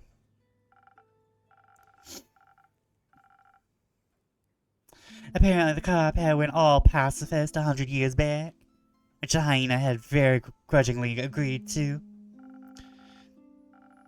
Was this maybe connected to the creepy fishbone walls? I guess we'll never know. The problem was the first two heads were constantly bickering with each other. And that wasn't helped at all by the ghost head's ability to read everyone's minds. I was constantly sighing, which didn't exactly lighten the mood. Hold up. Okay, carp head and hyena head. I understand. How does a ghost head work? How does a ghost head work? I need this chimera drawn. How does a ghost head work? So whenever someone entered the tomb, Gish's little family feud would get interrupted with that person's entire emotional baggage. Like trying to have an argument while someone's blasting music in your head. So instead of attacking people outright, Gish would just vent its frustration through insults. That would make it angry enough to fight. The whole pacifism thing would go out the window. Feels like a classic lose-lose scenario to me. So I sat all three heads and talked them through their issues. Turns out most of it stemmed from Gishi's childhood trauma. Who could have known? I'm gonna spare you the details out of respect for Gishi. That stuff was pretty personal. Let's just say I got all three heads to see things from each other's perspective. Ghost had even stopped its constant sighing. Let's just say I'm genuinely impressed. Believe me, so was I. Hey, don't act so surprised. Though I gotta give some credit to that magic drink of yours, Vespa. I'm sad, but let's be honest, this was mostly you. So it's a ghost head, a carp head, and a hyena head. That's a very interesting chimera. It was teamwork, just, you know, across time and space. And speaking of teamwork, once Gishi was in a more, let's say, balanced state, it even apologized to Marianne. Which I accepted for the record. I just wanted to get out of there without any more drama. Yes, very adult of you. Look what it got us. Gishi actually let us take some treasure as a parting gift. The ghost has just a regular animal head with the bed sheet on over it. My girl yelling boo. I love that. I love that, actually. It would fit. It would fit. I snagged this wicked clock that shows the date of your death, which Cain would have loved. That's great. Nope. Hold your horses, or ostriches, or giant bats, or whatever people ride these days. Ooh, I'm a ghost. And that fucking Adele skit. I'm very fond of riding upon a giant bat myself. I completely forgot about meeting up with Corvang. He told Gishi we'd be back to make introductions. Corvang would have been in paradise. When we left the tomb, everything was labyrinthy again. Totally lost, I called for Corvang like crazy, but no dice. I figured Marianne could help me track him with some magic, right? Wrong, and oh boy, did that open a can of worms. Then an instant using magic, the tome started, and I don't know how to describe it. Falling apart. Yeah, kinda more like fading away. The walls crumbled dust, bones were crashing towards us. He obviously went into full "we're about to be buried alive" panic mode. I didn't panic. We both full on panicked and dashed through the tunnels until in an instant we tumbled into open air. Tomb and everything in it, poof, gone without a trace. What do you mean gone without a trace? She's right, we were just standing there with nothing but empty plains in all directions, as if the tomb had never existed. Then we saw Corvang. He was just lying on the ground looking just as confused as the two of us. We helped him up and launched straight into this massive Q&A session, except everyone had questions and nobody had answers. The good news, Gishi made it out too. A few minutes later, it slid through the sand like a giant sandworm. And then came the wheel down. Before we continue, I'd love a drink first.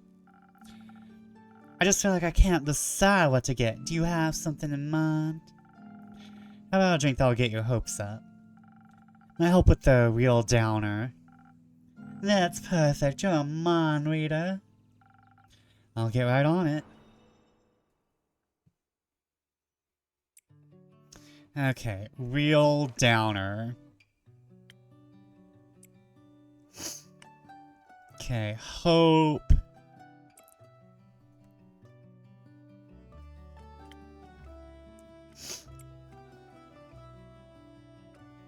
Okay, hope.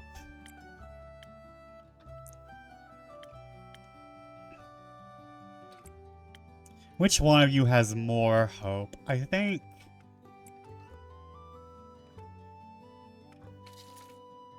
Can't decide. Get your hopes up. Maybe...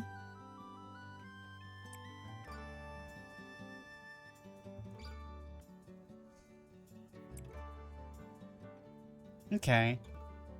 I think a Voyager's dream is exactly what she needs.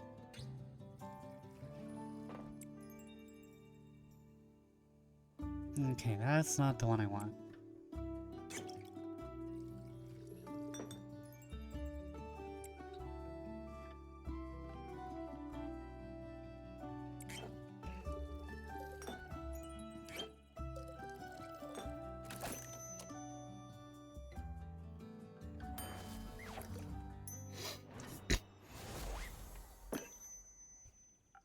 Yum! This is like instant happiness in a cup. I just know everything's gonna work out. I'm glad to hear it. Okie dokie, let's wrap up the story. Fair warning though, we gotta get through this downer before we get to the good part. So we're standing in an empty field where the tomb used to be. Something made me check my bag and yep, all the treasure gone. Oh no. Corvang was super upset too.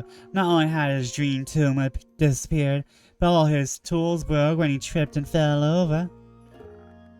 Kiyomari saving the day. I was waiting for some good news. It was a simple restoration spell. No false modesty, girl. It might have been simple to you, but someone else could have found it and set his entire bag on fire. Trust me, I've seen it all. Granted, I've also witnessed my fair share of magical mishaps. Talk about a mood saver.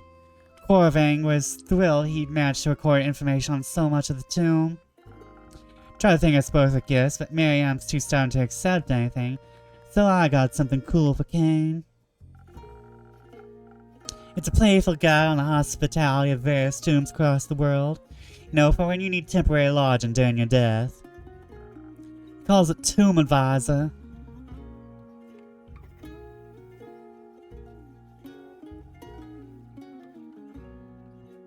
God damn it. This game. Essential reading for someone like Kane. I know, right? Okay, I think it's like Room Advisor. I feel like I heard something with Advisor in it. Room, tomb. I feel like I've heard that somewhere.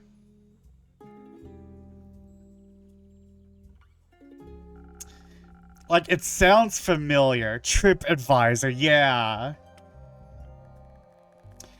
Eventually, Corvang had to head off, so we said our goodbyes and parted ways. What about Gishi? Alright, Gishi was kind of sad the tomb was gone. Because what was it supposed to protect now? So Corvang asked if he could give her a ride to the museum, saying they might have the perfect job for it there.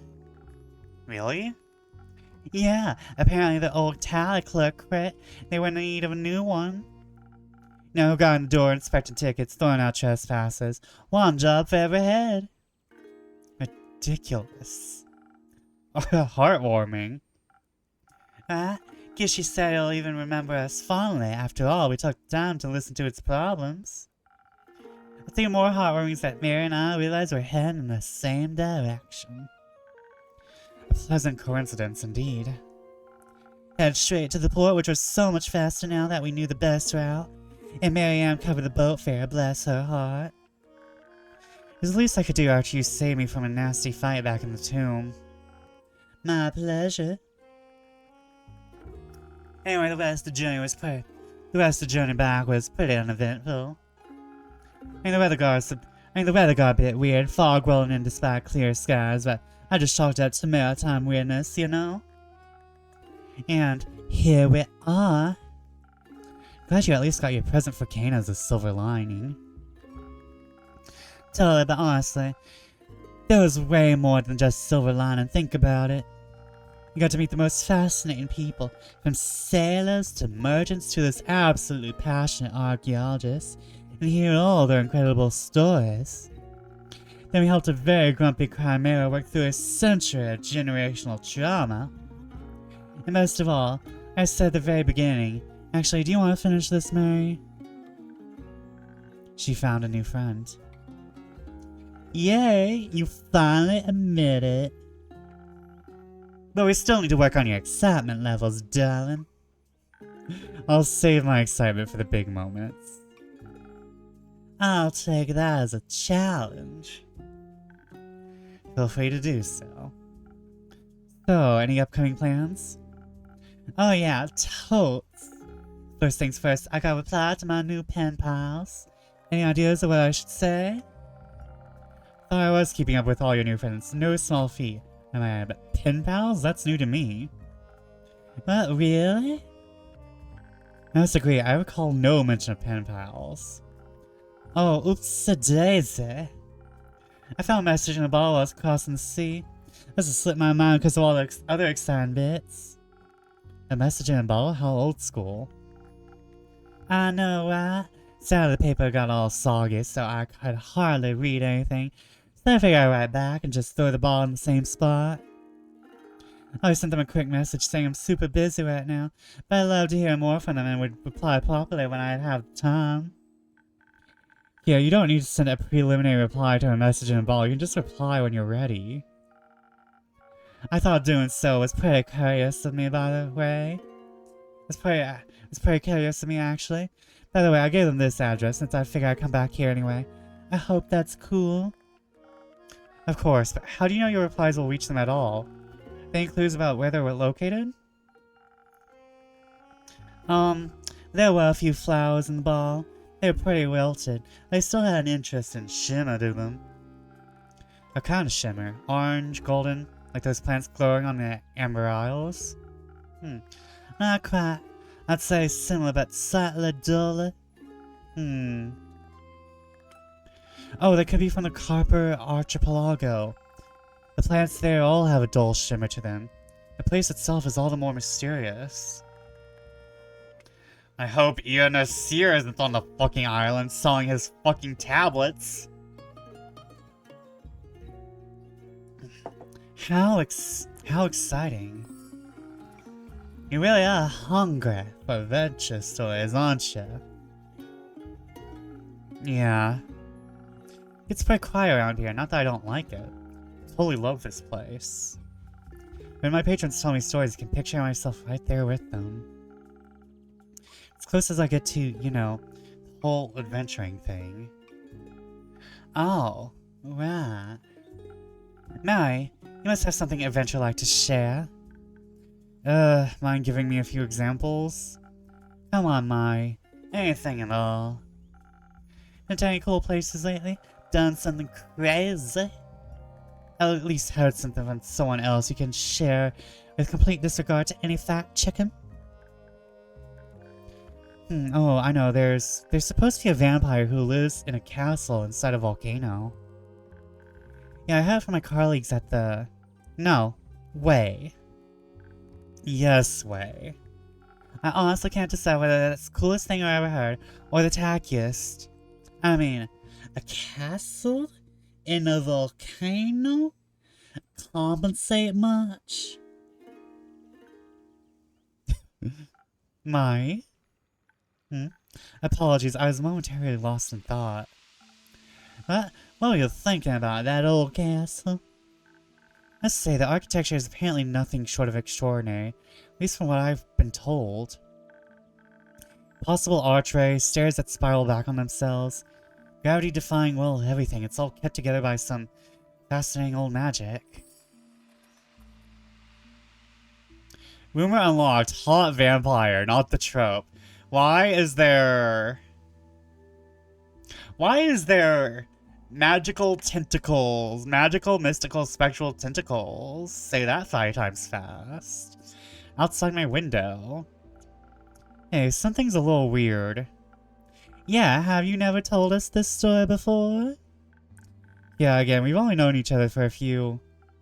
No, I mean, there's a lot of fog building up outside. That's fog? It's just fog, what's the big deal? The fog is spectral, milady. Bless your heart, the fog is spectral. I suppose you're right. Although it is getting closer. Hey. Don't worry about the thing outside your window. It's outside, it can't harm you.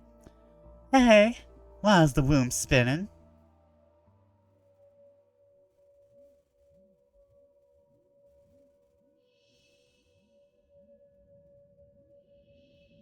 It's not outside anymore.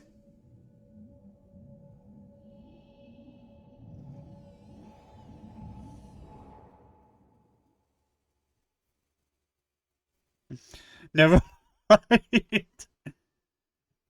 Oh, hey, end of demo. Good knowing you, Vesper.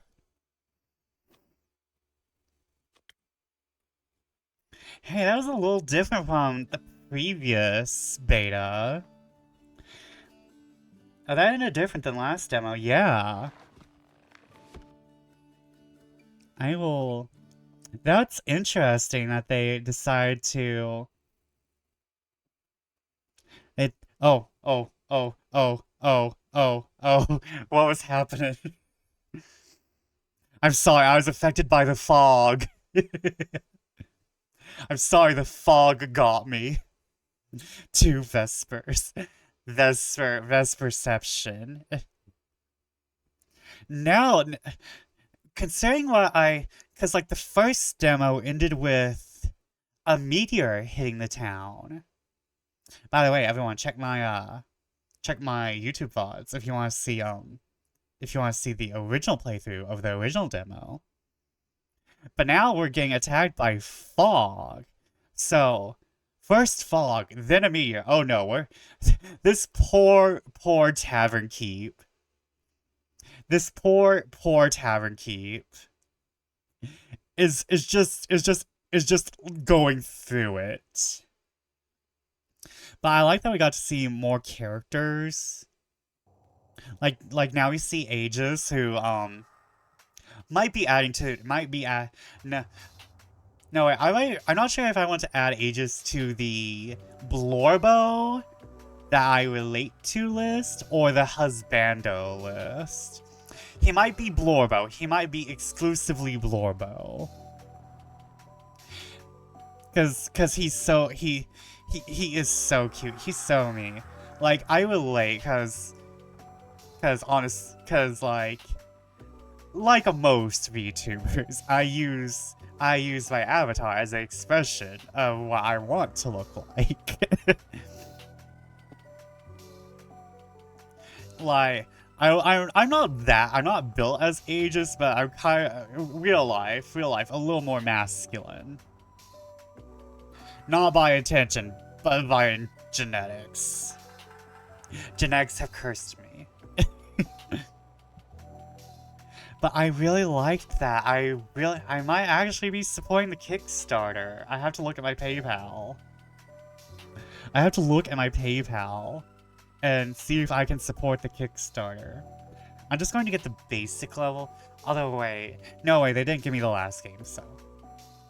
I also did, I think if I remember correctly, I did the demo for the original Tavern Talks as well. Listen, these people got me on retainer. But if anyone wants to go support the Kickstarter, get your own copy of this game, you can go check the backer link that I have placed. So, like, if you guys like what you've seen, if you guys are interested, go and get that Kickstarter, you know? And it's already been maxed out. It's already been maxed out. They have someone, someone completely voicing the intro because it's been backed. And now they just have to now they just are focusing on hitting all the goals that come after funding, you know? And considering that these people are not Puff Pile Island adventurers, they're probably more trustworthy. Unlike me. They have 6 stretch goals listed. Ooh. Ooh. Ooh. Ooh. They have reached 5. Ryuga, whenever they do charity streams. Funded under a minute. Now we have to reach the rest of the stretch goals. Thank you all. I think my favorite character is Aegis and probably Rune. I like Rune. Rune is a gremlin. I like all the characters, to be fair.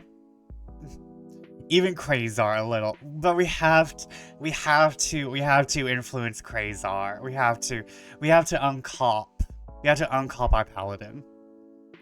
I hope there is an ending where he becomes a rogue or something. I hope there's an ending where he becomes a rogue or something, because he needs it. Like that's like my main issue with what was it? Coffee Talk, yeah. Coffee Talk is that one of the main characters is a cop, and like, you can tell that was before everything. And then they had to include the cop in the sequel, because he was a main character in the previous game. But like, you can't really have... I mean, like, you can have a good cop archetype. But like, as Rune said, a religious cop. And like, I don't take well to missionaries either. Missionary position? Sure. Missionaries, no. Missionary position, yes. Missionaries themselves, no. Alright, let me see who is on. Who am I going to send y'all off to? I was not expecting the demo to end so soon. I was expecting it to be like the entire previous demo and then stuff added. No, I think they're just showing off the entire, like, how like the game works. So let me see who is on. Da da da da da da da doo-da doo-da. Wait, Comey's still on? Comey's still on? Okay, hold on. Is this muted? This is not muted. I'm surprised. Comey doesn't usually go for this long.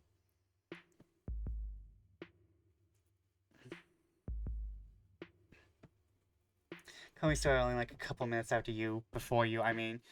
Time. Soup. Time. Chowder. I see I'm being announced.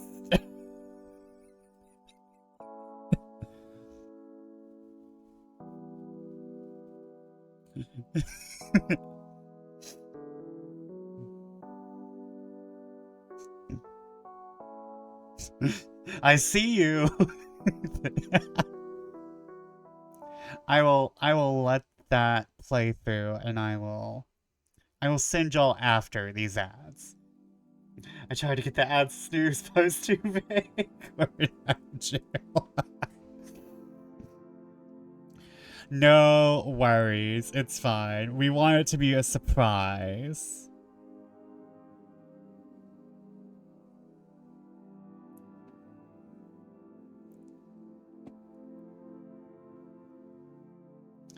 Okay, I'm just gonna check messages while we wait. Because if you raid in the middle of ads, it just shows every single fucking ad, and we can't be doing that. I'm not putting y'all through that. I love y'all too much. We're going to wait for the ads, and then we're going to wait a little, like 10 seconds right after. But, I will be back on Thursday if I'm not, like, super tired. Because I have D&D tomorrow. And I have plans. Maybe I have plans. I don't know. I'm gonna have to Silver, I'm gonna have to talk to you in RX if I'm like not dead. I'm still trying to get this energy level up, my man. I'm still trying to work on this energy level. y'all, this bat is an entire. Listen, there needs to be some like 16-hour energy in this cup right here, okay? There needs to be some 16-hour energy up in this cup. I need the whole goblet filled, please. I either need 16-hour energy or I need a nap where I cram in about 5 years of sleep into one nap. Those are my two options. Can we make a drink about that? Can we make a drink about that? And now we can raid Comey. Let's see here. Let's go raid best guy Comey. One of the best guys. Whoops, I went into my VTube studio. Please, behave yourselves as properly as Comey would want you to be. Wait. But go hang out with Comey. Comey is awesome. We love Comey. I'll be back on Thursday. Behave ourselves. I guess you can be a little wild, a little screechy as a treat. As a treat, you can screech. As a treat, you can screech. I'll be back Thursday with another beta. I wish I was, you know, getting some alphas, but you know, I make do. Your boy makes do with the betas. But good night, good fortune. See you when I see you. Bye.